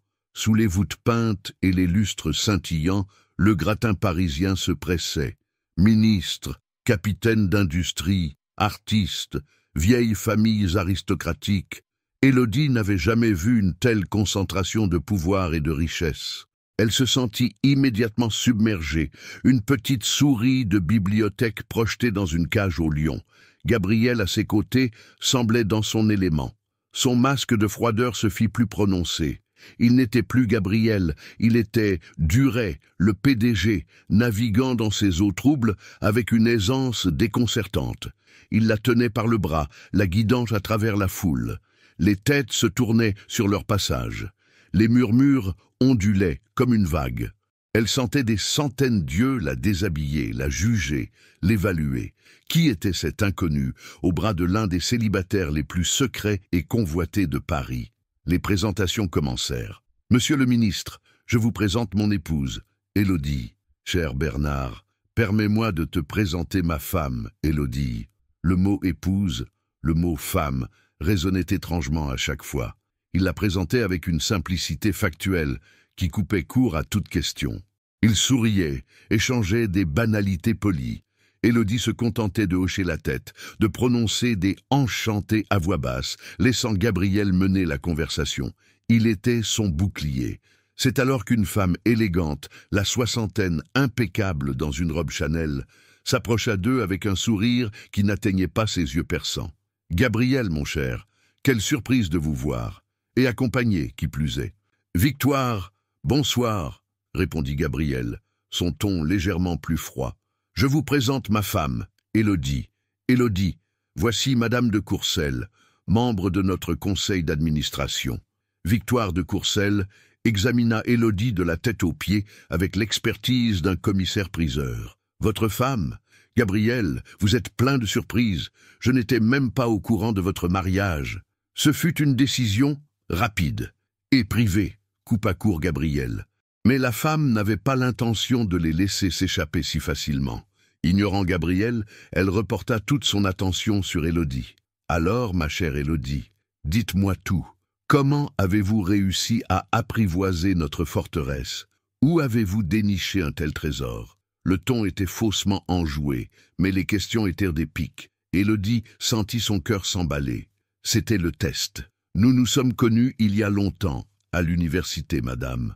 Le hasard nous a réunis à nouveau. »« Grenoble! Quelle charmante coïncidence !» ronronna Victoire. « Et que faites-vous dans la vie, ma chère, si ce n'est pas indiscret? »« Je suis professeur de philosophie. » Une lueur de triomphe condescendant brilla dans les yeux de la vieille femme. « Philosophie, fascinant, tellement loin des réalités de notre monde. N'est-ce pas, Gabriel ?» Gabriel était sur le point d'intervenir. Son visage s'était durci, mais Élodie prit une inspiration et répondit d'une voix calme, surprenant même elle-même. « Au contraire, madame, la philosophie n'est pas loin des réalités. Elle est au cœur de toutes les stratégies humaines. Questionner le pouvoir, le désir, la logique, n'est-ce pas ce que tout le monde fait ici, ce soir, derrière les sourires et les robes de soirée ?» Le silence tomba. Victoire de Courcelles la dévisagea, surprise par cette répartie inattendue. Gabriel, à côté d'elle, ne bougea pas, mais elle sentit la légère pression de sa main sur son bras se relâcher un peu, comme une marque d'approbation. Finalement, Victoire esquissa un sourire glacial. « Vous avez de l'esprit, on doit vous l'accorder. Gabriel, vous avez trouvé une perle. Veillez à ne pas l'abîmer dans notre monde de requins. » Sur ces mots, elle leur tourna le dos et s'éloigna. Élodie sentit le souffle lui manquer une fois la tension retombée. Gabriel se pencha vers son oreille, son souffle chaud lui effleurant la peau. « Allons prendre l'air. » Il la guida vers une terrasse surplombant les jardins des Champs-Élysées. L'air frais de la nuit fut un baume. « Je suis désolé, dit-il simplement. J'aurais dû anticiper son attaque. »« Ce n'est rien, murmura-t-elle. Je m'en suis sorti, je crois. » Il se tourna vers elle, son regard plus doux dans la pénombre. « Mieux que ça, vous avez fait preuve d'une ataraxie impressionnante. Les stoïciens vous auraient admiré. » Élodie se figea. Ataraxie, le concept de tranquillité de l'âme, cher aux épicuriens et aux stoïciens. Un terme qu'elle utilisait souvent dans ses cours, une idée qui lui était personnellement très chère. C'était un mot trop spécifique, trop philosophique, pour être une simple coïncidence. « Comment savez-vous que j'admire les stoïciens ?» demanda-t-elle, le cœur battant à nouveau, mais pour une toute autre raison. Son visage se referma instantanément. Le masque reprit sa place. « La philosophie est la base de la stratégie. J'ai lu les classiques, » répondit-il évasivement, son ton redevenant distant. « Nous devrions y retourner. Il ne faut pas rester isolé trop longtemps. » Il ne lui laissa pas le temps de protester. Ils replongèrent dans la lumière et le bruit du gala, mais quelque chose avait changé. Le mystère de Gabriel Duret venait de s'épaissir considérablement. La robe crépuscule sur l'eau, la bibliothèque remplie de ses auteurs préférés, la référence aux stoïciens. Ce n'était plus des coïncidences. Cet homme en savait beaucoup plus sur elle qu'elle ne l'aurait jamais imaginé. Et pour la première fois, ce soir-là, une nouvelle question remplaça la peur. Qui était-il vraiment, cet homme qui semblait connaître les recoins les plus secrets de son âme? Le retour du gala se fit dans un silence plus assourdissant encore qu'à l'aller. Ce n'était plus une absence de mots, mais un espace rempli de questions non posées. Élodie était acutely consciente de la présence de Gabriel à ses côtés, du froissement de son costume, de sa respiration mesurée. La référence aux stoïciens avait ouvert une brèche dans la muraille de leur arrangement. Ce n'était plus seulement un contrat, c'était un puzzle dont elle commençait à peine à percevoir la complexité. Devant la place des Vosges, il ne se contenta pas de la laisser au pied de l'immeuble. Il l'escorta jusqu'à la porte de l'ascenseur privé. « Vous vous en êtes bien sorti ce soir », dit-il simplement, sans la regarder directement. ses yeux fixés sur les portes en laiton. « Vous m'avez bien briefé, » répondit-elle, évitant de mentionner sa surprise face à la repartie de victoire. « Non, ce n'était pas le briefing, c'était vous. » Il se tourna enfin vers elle, et dans la lumière tamisée du hall, son regard gris semblait moins glacial, presque pensif. « Bonne nuit, Élodie. Bonne nuit, Gabriel. » Une fois seule dans l'immense appartement, elle retira avec une hâte fébrile la robe, les bijoux, les chaussures. Elle voulait se débarrasser de ce costume, de cette femme qu'elle avait été pendant quelques heures. Sous la douche, l'eau chaude ruisselant sur sa peau, elle essaya de laver les traces de cette soirée étrange, les regards curieux, les sourires hypocrites, et surtout l'énigme grandissante de Gabriel. Il avait vu sa performance, mais il avait aussi vu la vraie Élodie. Comment? Les jours suivants, une routine étrange s'installa. Gabriel était occupé, pris dans des réunions et des voyages d'affaires dont Inès Varenne l'informait par de courts messages laconiques. Monsieur Duret est à Francfort pour 48 heures. Déjeuner officiel de Monsieur Duret à Matignon. Élodie était laissée à elle-même, libre de ses mouvements dans une ville qui lui était encore étrangère. Elle aurait pu sombrer dans l'ennui ou la mélancolie, mais la curiosité était devenue un moteur plus puissant que son chagrin. Son sanctuaire restait la bibliothèque. C'était le seul endroit où elle se sentait elle-même, où le rôle de Madame Duret s'effaçait au profit de la philosophe, de la lectrice. Elle passait des heures à parcourir les rayons, à redécouvrir des textes oubliés, à s'émerveiller de la pertinence des éditions choisies. Il était évident que cette collection n'avait pas été assemblée par un décorateur. Chaque livre semblait avoir été lu, médité. C'était sa bibliothèque, mais c'était aussi une carte de l'esprit de Gabriel. Un après-midi pluvieux, alors qu'elle cherchait un vieil essai de Bergson sur la mémoire, ses doigts glissèrent sur une édition de poche usée qu'elle ne s'attendait pas à trouver là. C'était Phèdre de Platon, un des textes qu'elle avait le plus étudié à Grenoble. Machinalement, elle l'ouvrit. Un marque-page en papier cartonné était glissé entre les pages. Mais ce n'était pas un marque-page, c'était une photo. Une vieille photo aux couleurs légèrement passées, comme le sont les souvenirs. Son cœur s'arrêta, elle se reconnut immédiatement. Elle avait 20 ans. Elle riait aux éclats, la tête penchée en arrière, ses longs cheveux blonds flottant au vent. À ses côtés, Julien, jeune et souriant, passait un bras protecteur autour de ses épaules. C'était lors d'une sortie de printemps avec leur groupe de TD de philosophie. Ils étaient une dizaine, assis dans l'herbe du campus, une pause entre deux cours intensifs sur la métaphysique. Un souvenir heureux, un souvenir d'avant la fêlure. Puis ses yeux balayèrent le reste de la photo, passant sur les visages familiers de ses camarades d'études. Et c'est là qu'elle le vit, en retrait, presque en bordure du cadre, comme s'il hésitait à faire partie du groupe. Assis légèrement à l'écart, un livre posé à côté de lui. Gabriel Duret. Il n'avait pas beaucoup changé, les traits de son visage étaient déjà là, sérieux et concentrés, mais son expression la glaça. Contrairement aux autres qui souriaient à l'objectif, lui ne regardait pas le photographe. Ses yeux gris, d'une intensité bouleversante même sur ce petit morceau de papier glacé, étaient fixés sur elle en train de rire, insouciante, dans les bras d'un autre homme. Ce n'était pas un regard neutre. Il y avait là une contemplation si profonde, si chargée d'une émotion qu'elle ne parvenait pas à nommer, que cela lui donna le vertige, un mélange de mélancolie, d'admiration et peut-être d'envie. Tout s'éclaira d'un coup, avec la violence d'un éclair. La bibliothèque, le choix de l'appartement dans le Marais, la consigne poétique pour la couleur de sa robe, sa connaissance de son admiration pour les stoïciens. Ce n'était ni des coïncidences, ni le fruit d'une enquête rapide menée par son assistante. C'était le résultat d'une observation longue, silencieuse et profondément personnelle. Pendant 10 ans, elle ne lui avait pas accordé une seule pensée. Pendant 10 ans, lui l'avait regardée. La photo tremblait dans sa main. Ce n'était plus une transaction commerciale. Elle ne pouvait plus se retrancher derrière la logique froide du contrat. Elle était au cœur d'une histoire qu'elle ignorait complètement, dont elle était le personnage principal sans l'avoir jamais su. Une colère sourde monta en elle, mêlée à une confusion totale.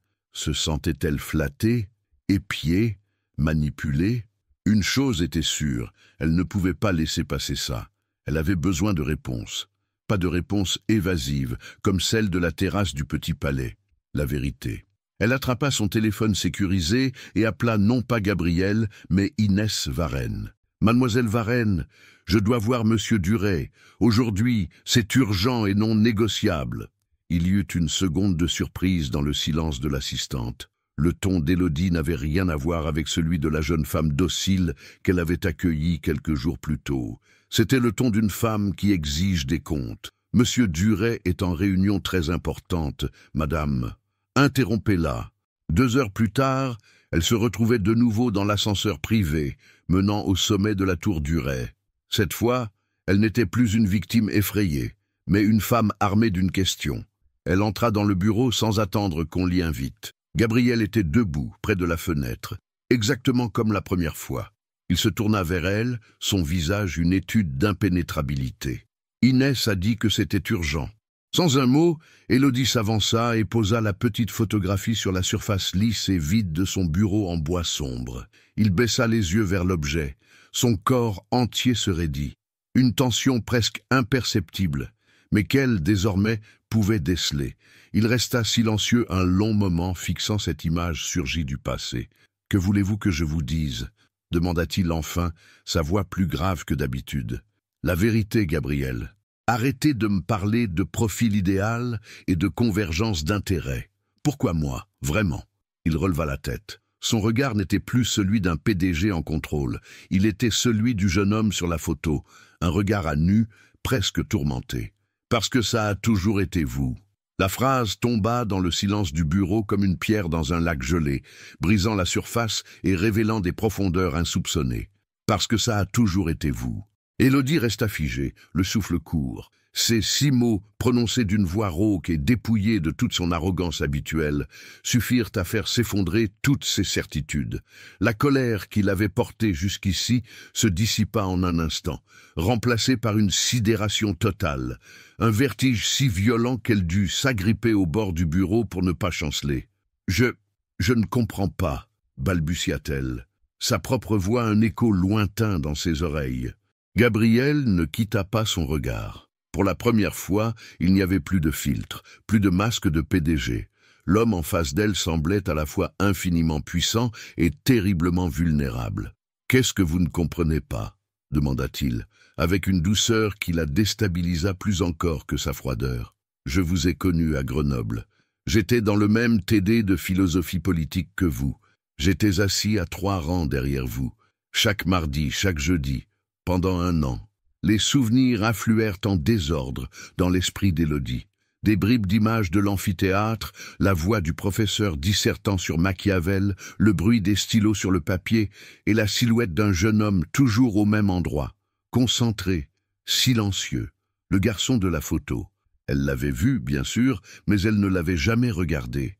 Pour elle, il n'était qu'un élément du décor, un visage parmi d'autres. « Vous étiez lumineuse », continua-t-il, comme s'il récitait une vérité maintes fois répétée dans sa tête. Vous aviez cette façon de débattre avec le professeur, cette passion, cette absence de peur.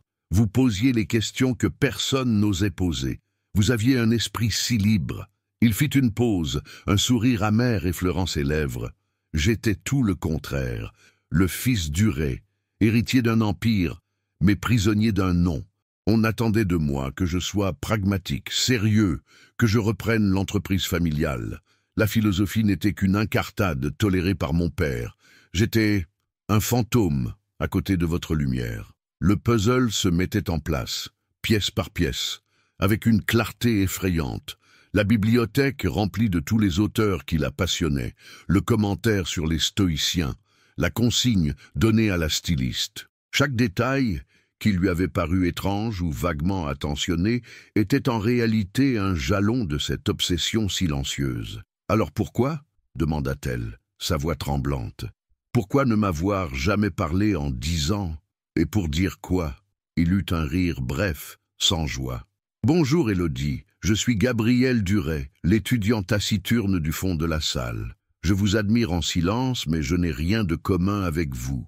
Je suis destiné à une vie de chiffres et de conseils d'administration, tandis que vous rêvez de Kant et de Spinoza. J'étais convaincu que je n'avais rien à vous offrir. Vous étiez avec Julien. Vous sembliez si heureuse. Je n'aurais été qu'une ombre, une dissonance dans votre bonheur parfait. Alors, je suis resté à ma place. J'ai regardé, et je me suis tu.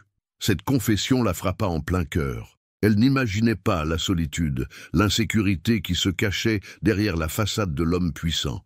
L'étudiant timide et complexé était toujours là, dissimulé sous le costume à 3000 € du PDG. Vous m'avez épié. Le mot était dur, accusateur, mais elle avait besoin de comprendre l'étendue de cette surveillance. « Jamais !» répondit-il fermement, son regard redevenant intense. « Pas dans le sens où vous l'entendez. Je n'ai jamais cherché à connaître les détails de votre vie privée. J'ai suivi votre parcours de loin, c'est tout. Le site des anciens de l'université, votre profil public sur les réseaux sociaux où vous ne partagiez que des citations et des articles sur la philosophie. J'ai su que vous aviez eu votre agrégation, que vous étiez retourné enseigner à Annecy, et j'ai su que vous alliez vous marier. » Il prononça ces derniers mots avec difficulté. Ce jour-là, j'ai cru que j'avais définitivement tourné la page. Un silence chargé d'émotions inexprimées s'installa entre eux. Au dehors, la vie de Paris continuait son fourmillement incessant, ignorant tout du drame qui se jouait dans cette tour de verre. Et puis j'ai appris, pour la trahison de Julien, pour l'annulation, par des échos, des contacts que j'ai en région Rhône-Alpes, j'ai su l'humiliation publique dans cette petite ville où tout le monde se connaît. Et j'ai vu une opportunité. « Une opportunité ?» répéta-t-elle, sentant la colère sourdre à nouveau. « Vous avez utilisé mon malheur. »« Oui, » admit-il sans détour, sans chercher à se justifier. « Je l'ai utilisé. Mon besoin de présenter une épouse pour ce poste européen était réel, mais c'était un prétexte, le seul que j'ai trouvé pour oser, enfin, m'approcher de vous. Je ne savais pas comment faire autrement. Arrivé à Annecy avec un bouquet de fleurs, après ce que vous veniez de vivre, vous m'auriez ri au nez. J'ai utilisé le seul langage que je maîtrise parfaitement, celui du contrat, des affaires. Je vous ai offert une transaction parce que c'était la seule chose que j'estimais avoir le droit de vous proposer. Une solution à votre problème en échange d'une solution au mien. C'était rationnel, froid, sécurisant. C'était tout sauf la vérité. Élodie fit un pas en arrière, se sentant complètement submergée. Ce n'était pas un simple coup de foudre, c'était une décennie de sentiments réprimés, une histoire souterraine dont elle n'avait jamais été consciente. L'homme en face d'elle ne l'avait pas seulement choisi, il l'avait attendu. L'idée était à la fois incroyablement romantique et profondément terrifiante. Et vous pensiez que ça allait marcher, que je ne découvrirais jamais rien. Je l'espérais, avoua-t-il à voix basse. Je pensais pouvoir tenir le rôle pendant 1 an, m'offrir une année à vos côtés, même dans cette mascarade, avant de vous laisser reprendre votre liberté. C'était égoïste, c'était fou, et ça a échoué. Il désigna la petite photo, toujours posée sur son bureau. Un souvenir que j'avais gardé, une erreur. Élodie ne savait plus quoi penser. Le sol se dérobait sous ses pieds. L'homme qu'elle avait jugé froid, manipulateur et arrogant était en fait guidé par une timidité maladive et un amour secret vieux de 10 ans. Leur arrangement, qu'elle pensait être une prison dorée, était sa tentative maladroite et désespérée de construire un pont vers elle. Elle se sentait comme un personnage de roman dont on vient de révéler qu'elle n'avait jamais compris l'intrigue. Elle avait besoin d'air, de distance, de temps pour digérer cette révélation monumentale. « J'ai besoin de partir », murmura-t-elle, se dirigeant instinctivement vers la porte. « J'ai besoin de réfléchir. » Élodie, sa voix la retint juste avant qu'elle ne sorte. Elle se retourna. Il n'avait pas bougé, mais son regard contenait une supplique silencieuse. « Le contrat, il peut être annulé si vous le souhaitez, dès maintenant, sans aucune pénalité évidemment. Vous êtes libre. » Il venait de lui rendre son libre arbitre, celui qu'elle pensait avoir vendu. Il lui donnait le pouvoir de le détruire, de ruiner ses ambitions professionnelles et de mettre fin à ce rêve insensé. Sans un mot de plus, elle quitta le bureau, laissant Gabriel Duret seul, face au reflet de son propre reflet dans l'immense baie vitrée. le cœur mis à nu pour la première fois de sa vie. Sur son bureau, la photo d'une jeune femme riante aux éclats semblait se moquer de lui et de ses 10 années de silence. Élodie sortit de la tour comme une somnambule, traversant le hall high-tech sans voir les allées et venues des employés en costume. Le soleil de l'après-midi la frappa en plein visage, mais elle ne sentit ni sa chaleur ni son éclat. Le monde extérieur semblait distant, assourdi, comme si une paroi de verre s'était dressée entre elle et la réalité. Elle marcha, sans but, sans direction, mue par une simple nécessité mécanique de mettre un pied devant l'autre pour ne pas s'effondrer sur le parvis de la défense. Son esprit était un chaos d'images et d'émotions contradictoires. La photo du jeune Gabriel, le regard intense fixé sur elle, l'homme puissant dans son bureau, avouant une décennie d'amour silencieux. Les détails qui prenaient soudain un sens vertigineux, la robe, crépuscule sur l'eau, un fragment de poésie volé à ses souvenirs les plus chers, la bibliothèque, un miroir de son âme qu'il avait façonné de mémoire, l'appartement du Marais, choisi non par hasard, mais pour elle, pour la femme qu'il pensait connaître. Chaque geste de protection, chaque attention qu'elle avait interprétée comme une partie froide et calculée du contrat, était en réalité un acte d'amour maladroit. L'homme n'était pas un manipulateur cynique. Il était un amoureux timide, un fantôme qui avait attendu 10 ans pour oser hanter sa vie et qui l'avait fait de la seule manière qu'il connaissait, avec la distance et la sécurité d'une transaction financière. La prise de conscience était si monumentale qu'elle la laissa vide, exsangue. Était-ce une histoire d'amour sublime ou l'obsession la plus terrifiante qui soit? Ses pas l'avaient menée, sans qu'elle s'en rende compte, vers les quais de Seine. Elle descendit les escaliers de pierre, s'éloignant du fracas de la circulation, pour le murmure apaisant de l'eau. Elle s'adossa au parapet, le granit frais contre son dos, et regarda les bateaux-mouches glisser, chargés de touristes souriants qui capturaient avec leurs appareils des bribes d'un Paris insouciant. Elle se sentait naufragée au cœur même de cette carte postale. La trahison de Julien lui avait semblé être la fin de son monde. C'était une douleur simple, tranchante, un amour qui meurt. C'était un territoire connu, documenté par des millénaires de littérature et de philosophie. Mais ceci était un continent inconnu. Comment nommer ce qu'elle ressentait? La peur se mêlait à une forme étrange de flatterie. La pitié pour cet homme si seul se heurtait à la colère d'avoir été observé, analysé, désiré à son insu. Le contrat, vous êtes libre. Ces derniers mots résonnaient en elle. Il lui avait tout donné, les moyens de sa fuite, une protection, une nouvelle vie. Et maintenant, il lui rendait la clé de sa propre cage. Si elle partait, il perdait tout. Sa crédibilité, le poste qu'il convoitait, et l'objet de 10 années d'attente. La charge de cette décision pesait sur elle d'un poids intolérable. Fuir serait la chose la plus simple à faire. Accepter sa proposition d'annuler le contrat, disparaître, reprendre le cours de sa propre histoire. Mais quelle histoire? Celle d'une femme qui fuyait. Elle avait fui Annecy et son humiliation. Devait-elle maintenant fuir Paris et cette vérité déconcertante? L'ironie la frappa. Elle, qui enseignait à ses élèves à affronter les grandes questions de l'existence, se trouvait face à un dilemme qui engageait chaque fibre de son être, et sa première impulsion était la fuite. Elle sortit son téléphone de son sac. Il n'y avait qu'une seule personne à qui elle pouvait parler. Elle composa le numéro de sa mère. « Allô, maman? Élodie, ma chérie, ta voix est étrange, tout va bien ?» La sollicitude simple et directe de sa mère suffit à faire craquer le barrage. Les larmes montèrent, silencieuses et chaudes.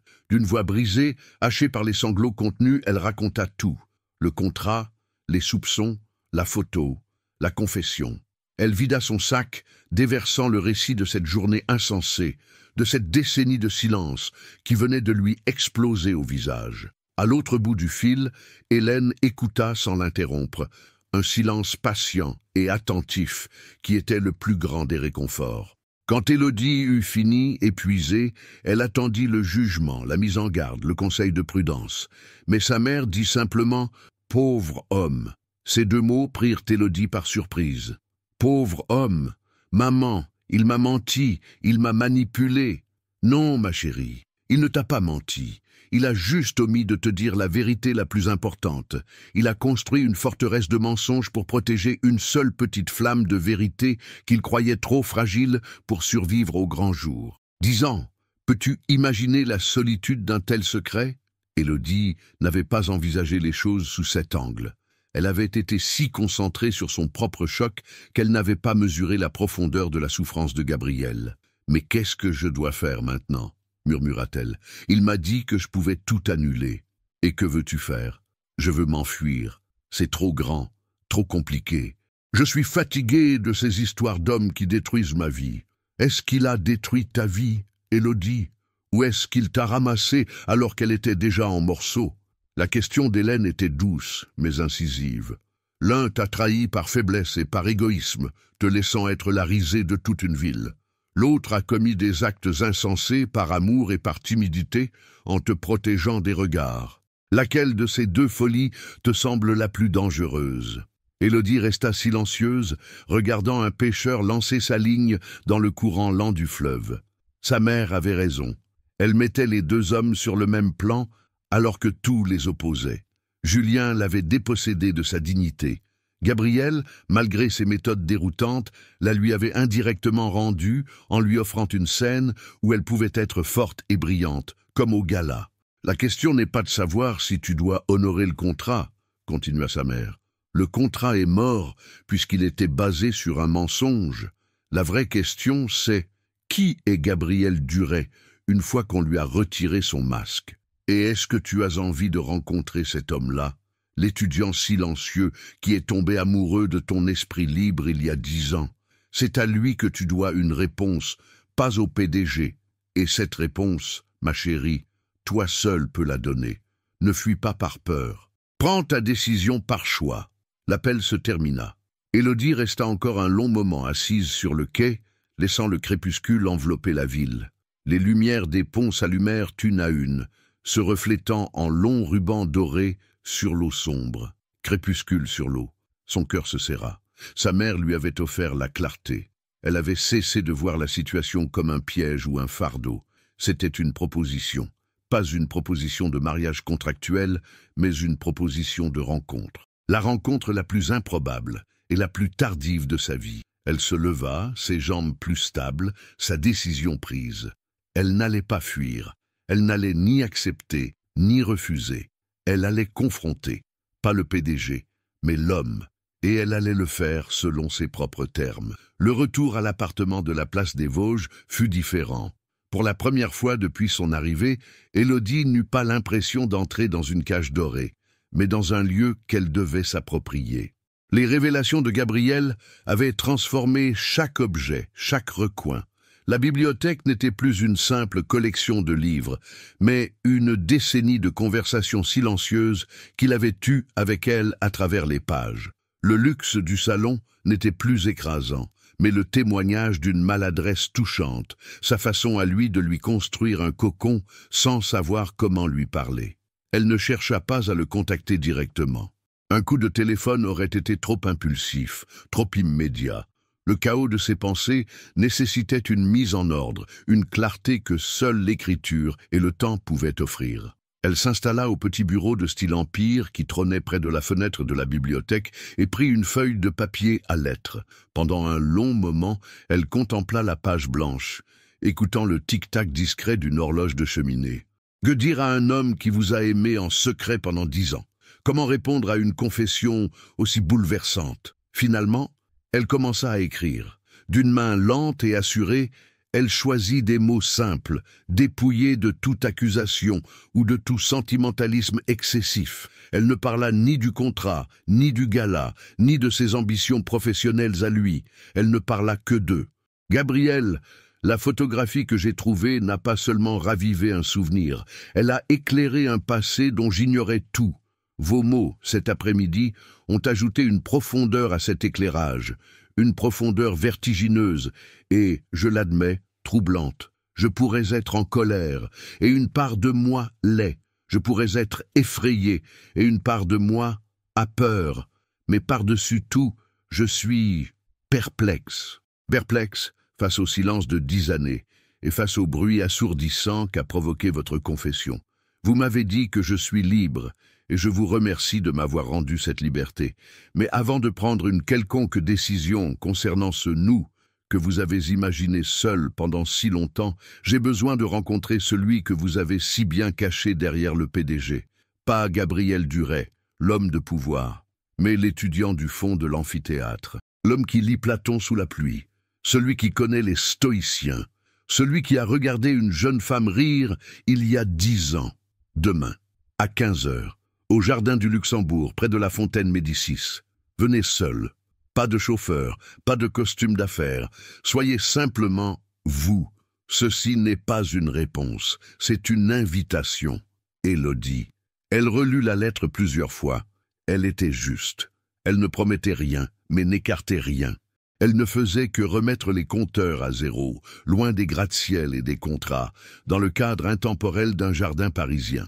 Elle glissa la feuille dans une enveloppe, la scella, et la confia simplement au concierge de l'immeuble, avec pour seule instruction de la faire porter par coursier au bureau de M. Duret en main propre. Elle savait que son message lui parviendrait. La nuit fut longue et agitée. Elle était passée de victime à détentrice du pouvoir. Le sort de Gabriel Duret, l'un des hommes les plus puissants de France, était entre ses mains.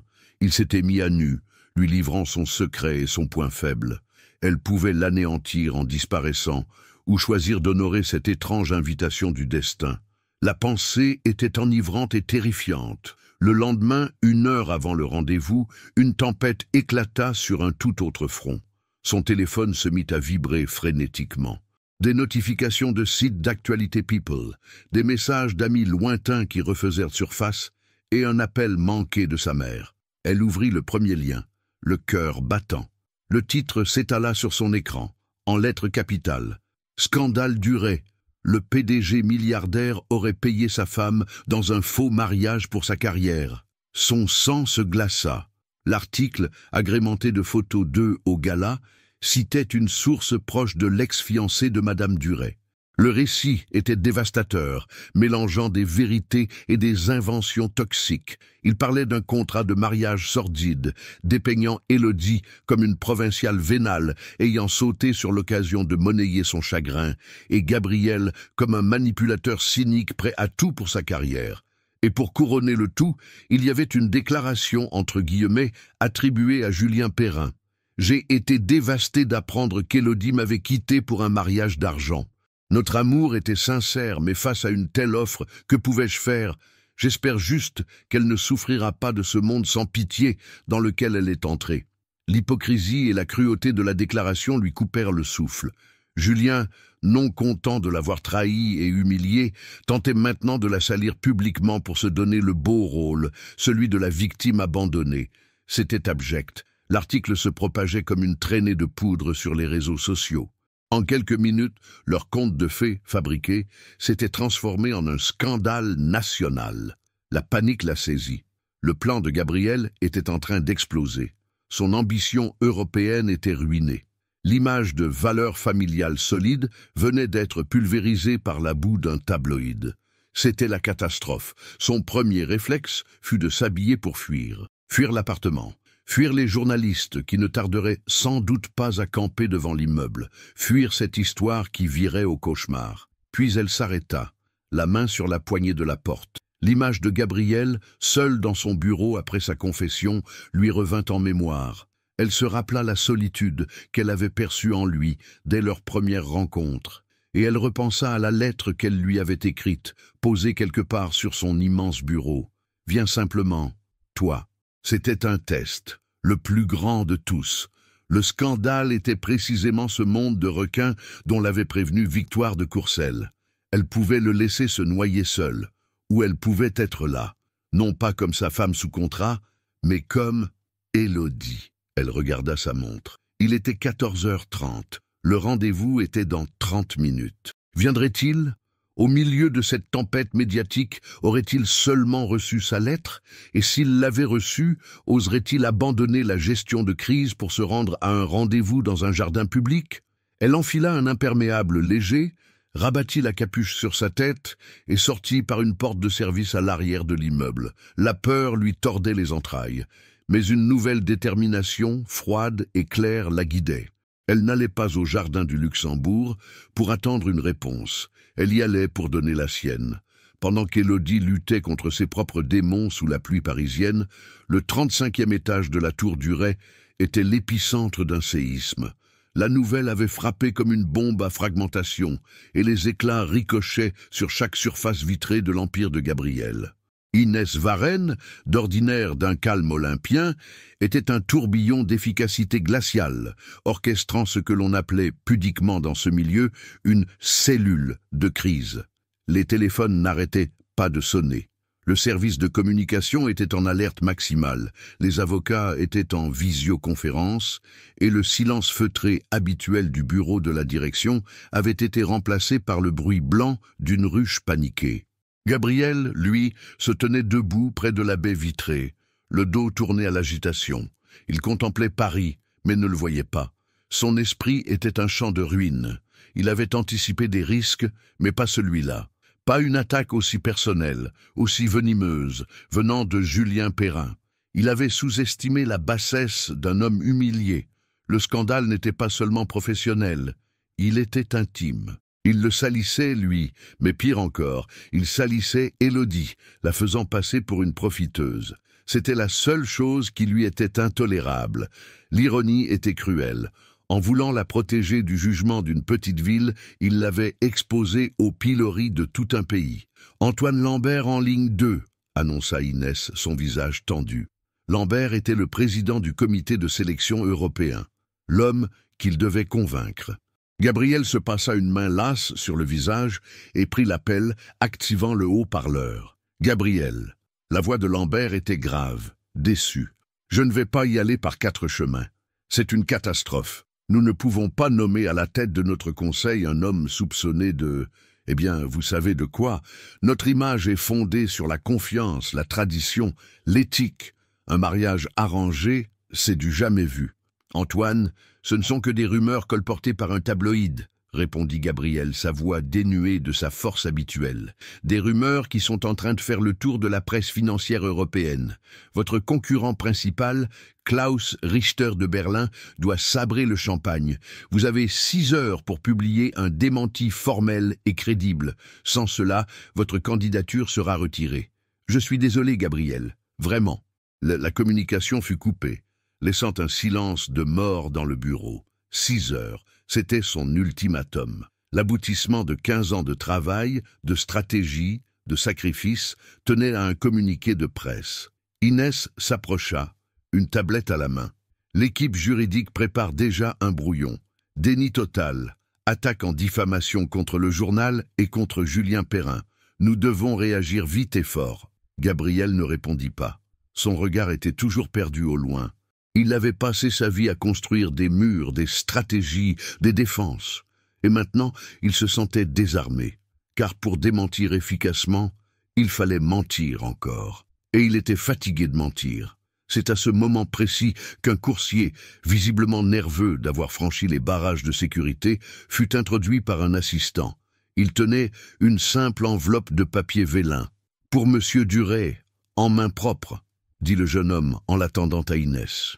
Inès la prit avec méfiance, comme si elle pouvait contenir de l'anthrax. « Qu'est-ce que c'est ?»« Je l'ignore, ça ne vient pas d'une agence de presse. » Gabriel se retourna enfin, intrigué par cette intrusion anachronique dans leur crise numérique.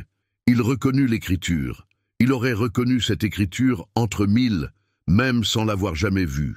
C'était la sienne, celle d'une enseignante, appliquée et élégante. D'un geste vif, il prit l'enveloppe des mains d'Inès et l'ouvrit.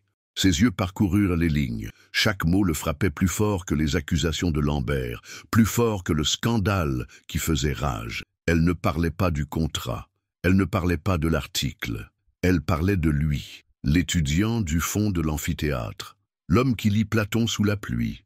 Elle l'avait vu, derrière le PDG, derrière le mensonge, elle l'avait perçu. Et puis, il y avait l'invitation, demain, à 15 heures, au jardin du Luxembourg. Son regard se posa sur l'horloge murale digitale. 14h15, il était demain, dans 45 minutes. Une clarté absolue, presque aveuglante, se fit en lui. Un choix. Le monde lui en offrait un.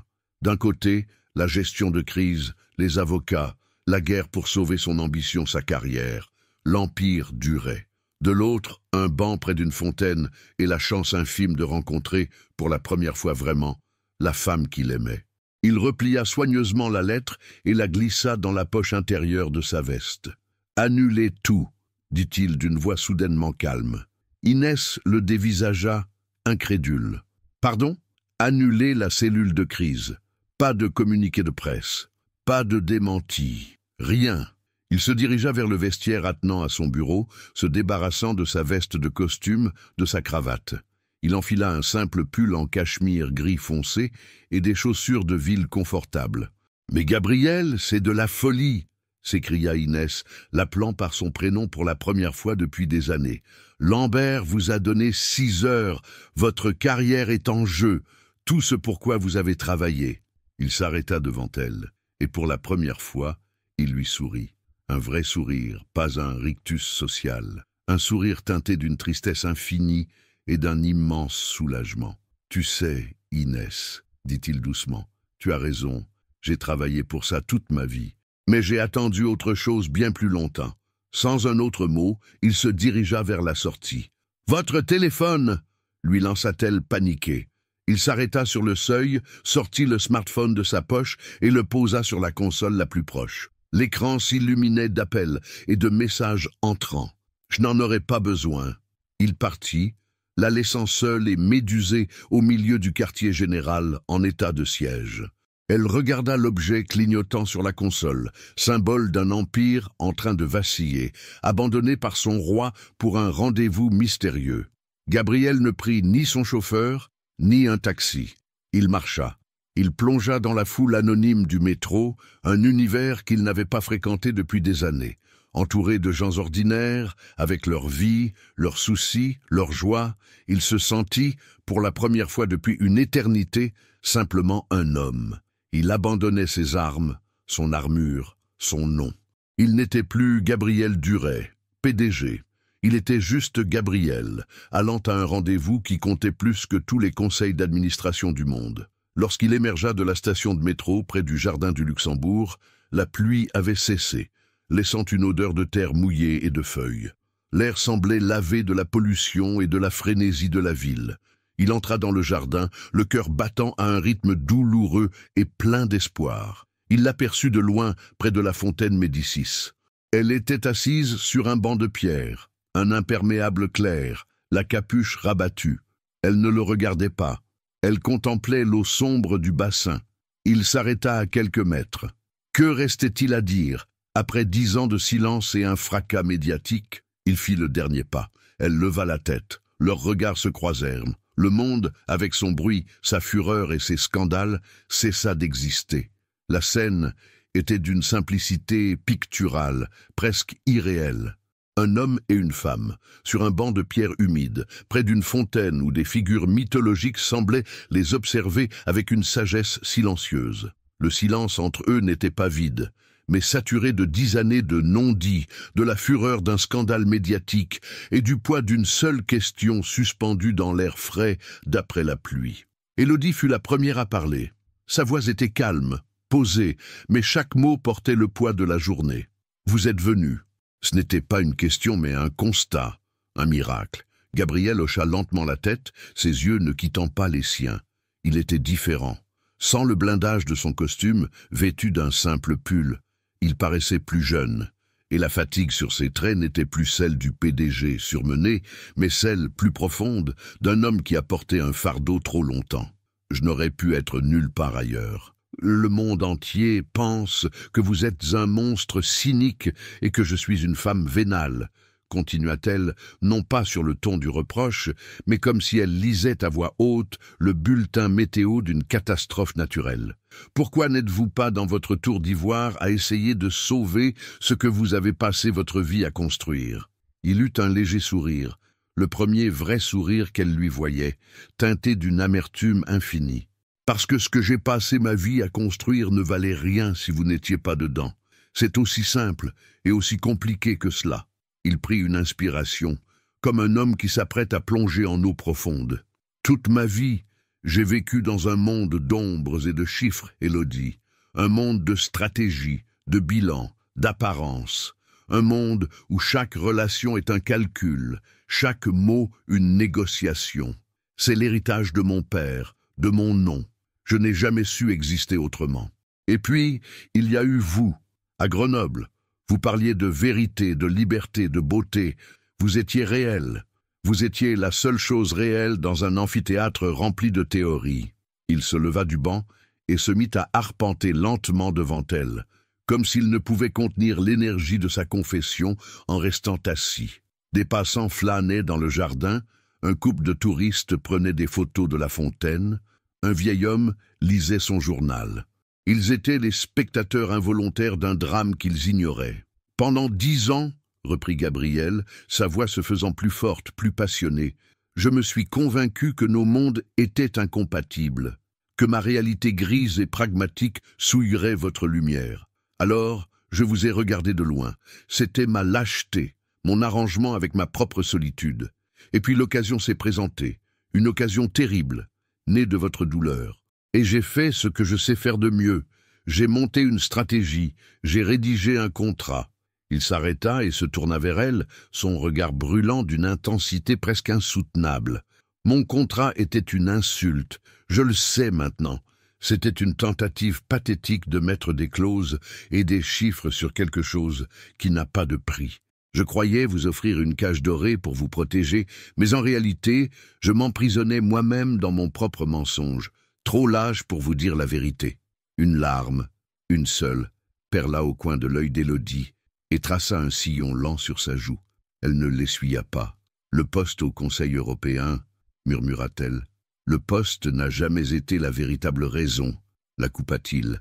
C'était le prétexte parfait, la justification rationnelle pour un acte de folie pure. Cet après-midi, pendant que le scandale éclatait, je devais me rendre au palais Brongniart pour une réunion décisive, celle qui devait sceller ma nomination. Mes avocats, mes communicants, tout le monde me disait de contre-attaquer, de publier un démenti, de vous salir peut-être un peu au passage pour me sauver, de choisir l'Empire. Il fit les quelques pas qui les séparaient et se posta juste devant elle, la dominant de sa haute taille, mais son attitude était celle d'un homme qui se rend.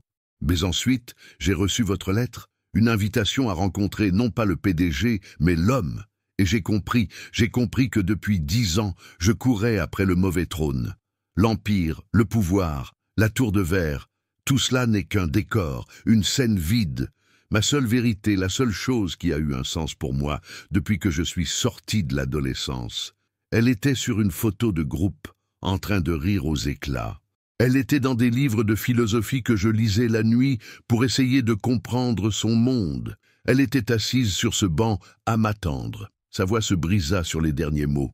L'homme le plus puissant de Paris venait de s'effondrer, non pas en larmes, mais en une vérité si nue, si désarmante, qu'elle en était presque assourdissante. Alors non, je ne suis pas allé à ma réunion, conclut-il dans un souffle. Je suis venu ici, je laisse l'Empire brûler, qu'il parte en cendres. Il n'a jamais été mon véritable royaume.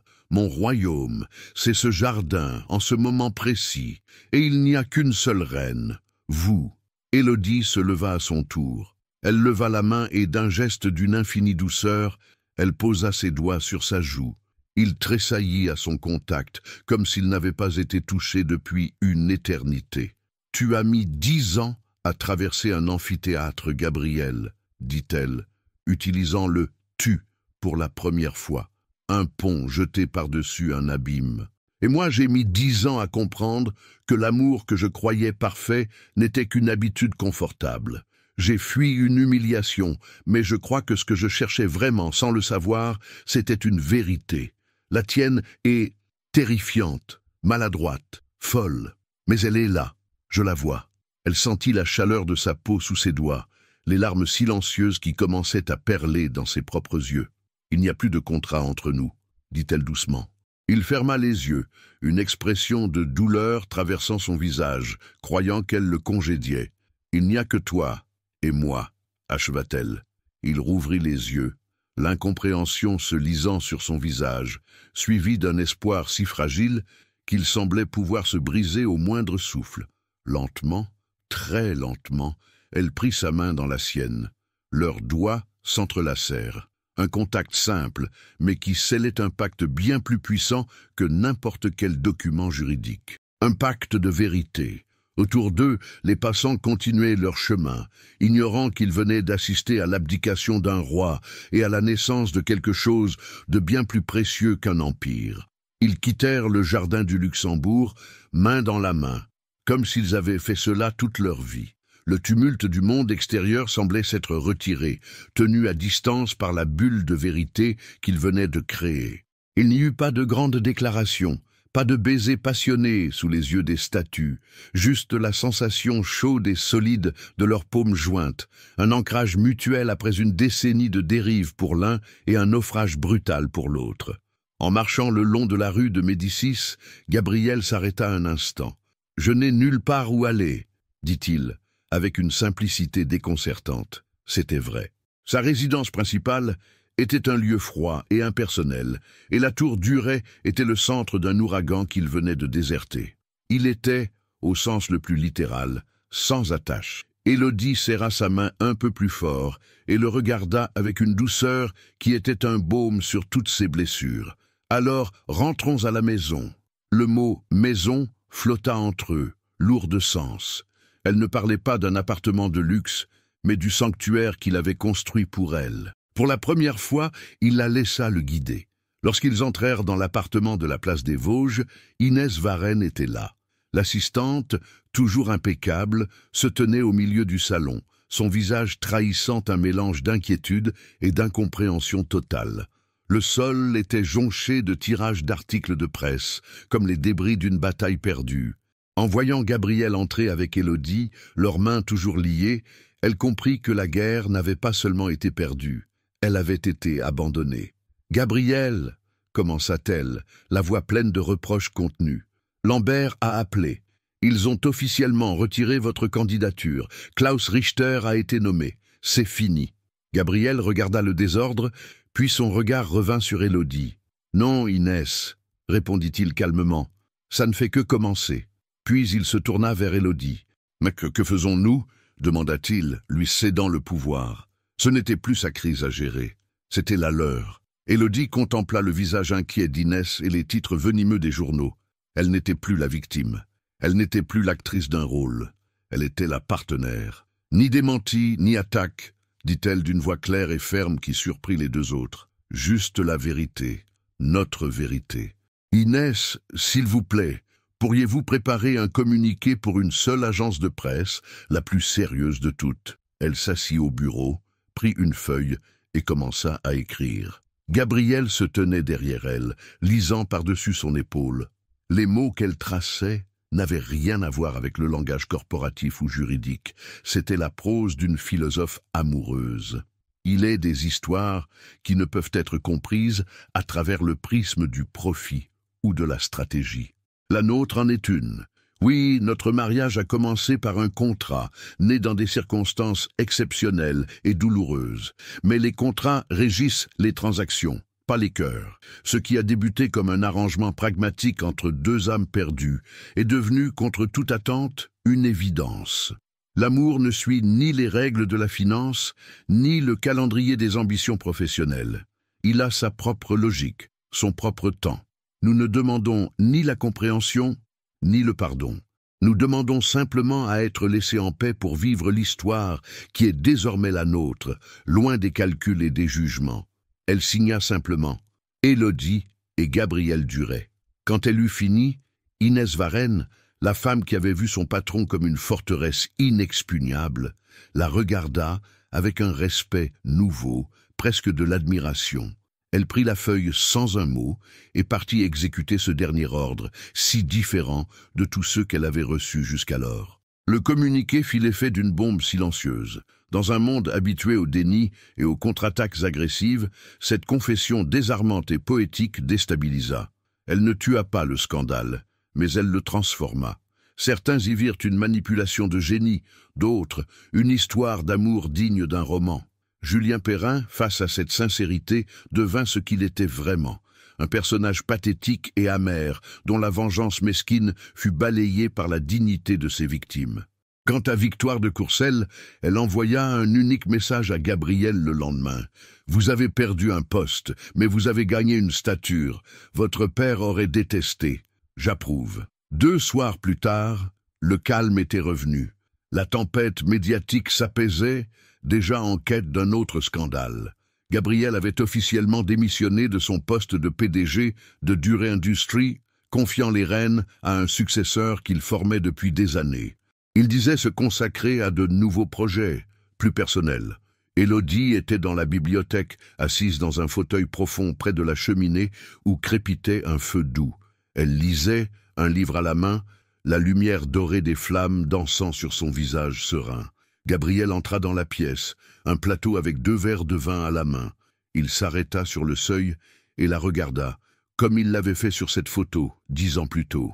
Mais cette fois, il n'y avait plus de distance, plus de regret, juste la paix éblouissante de la réalité. Il posa le plateau et s'assit sur le tapis à ses pieds, appuyant sa tête contre ses genoux. Elle laissa sa main glisser de son livre pour caresser doucement ses cheveux. « C'est encore étrange, » murmura-t-il, les yeux fermés, « de vous avoir là, de ne plus avoir à vous imaginer à travers les pages d'un livre. Pendant des années, cet endroit... » Il fit un geste vague vers les étagères. « C'était le plus près que je pouvais être de vous. »« Tu n'as plus besoin de lire mon esprit, » répondit-elle doucement. « Tu peux juste me le demander. » Il ouvrit les yeux et leva son visage vers elle. Son regard était limpide, libéré du poids des secrets. « Alors, à quoi penses-tu, Élodie Moreau ?» Elle sourit, ses yeux brillants à la lueur du feu. « Je pensais que ma vie a commencé par un murmure sur un marché d'Annecy qui a tout brisé. Et qu'elle a recommencé ici. Je me suis toujours dit que j'avais accepté ton offre pour fuir.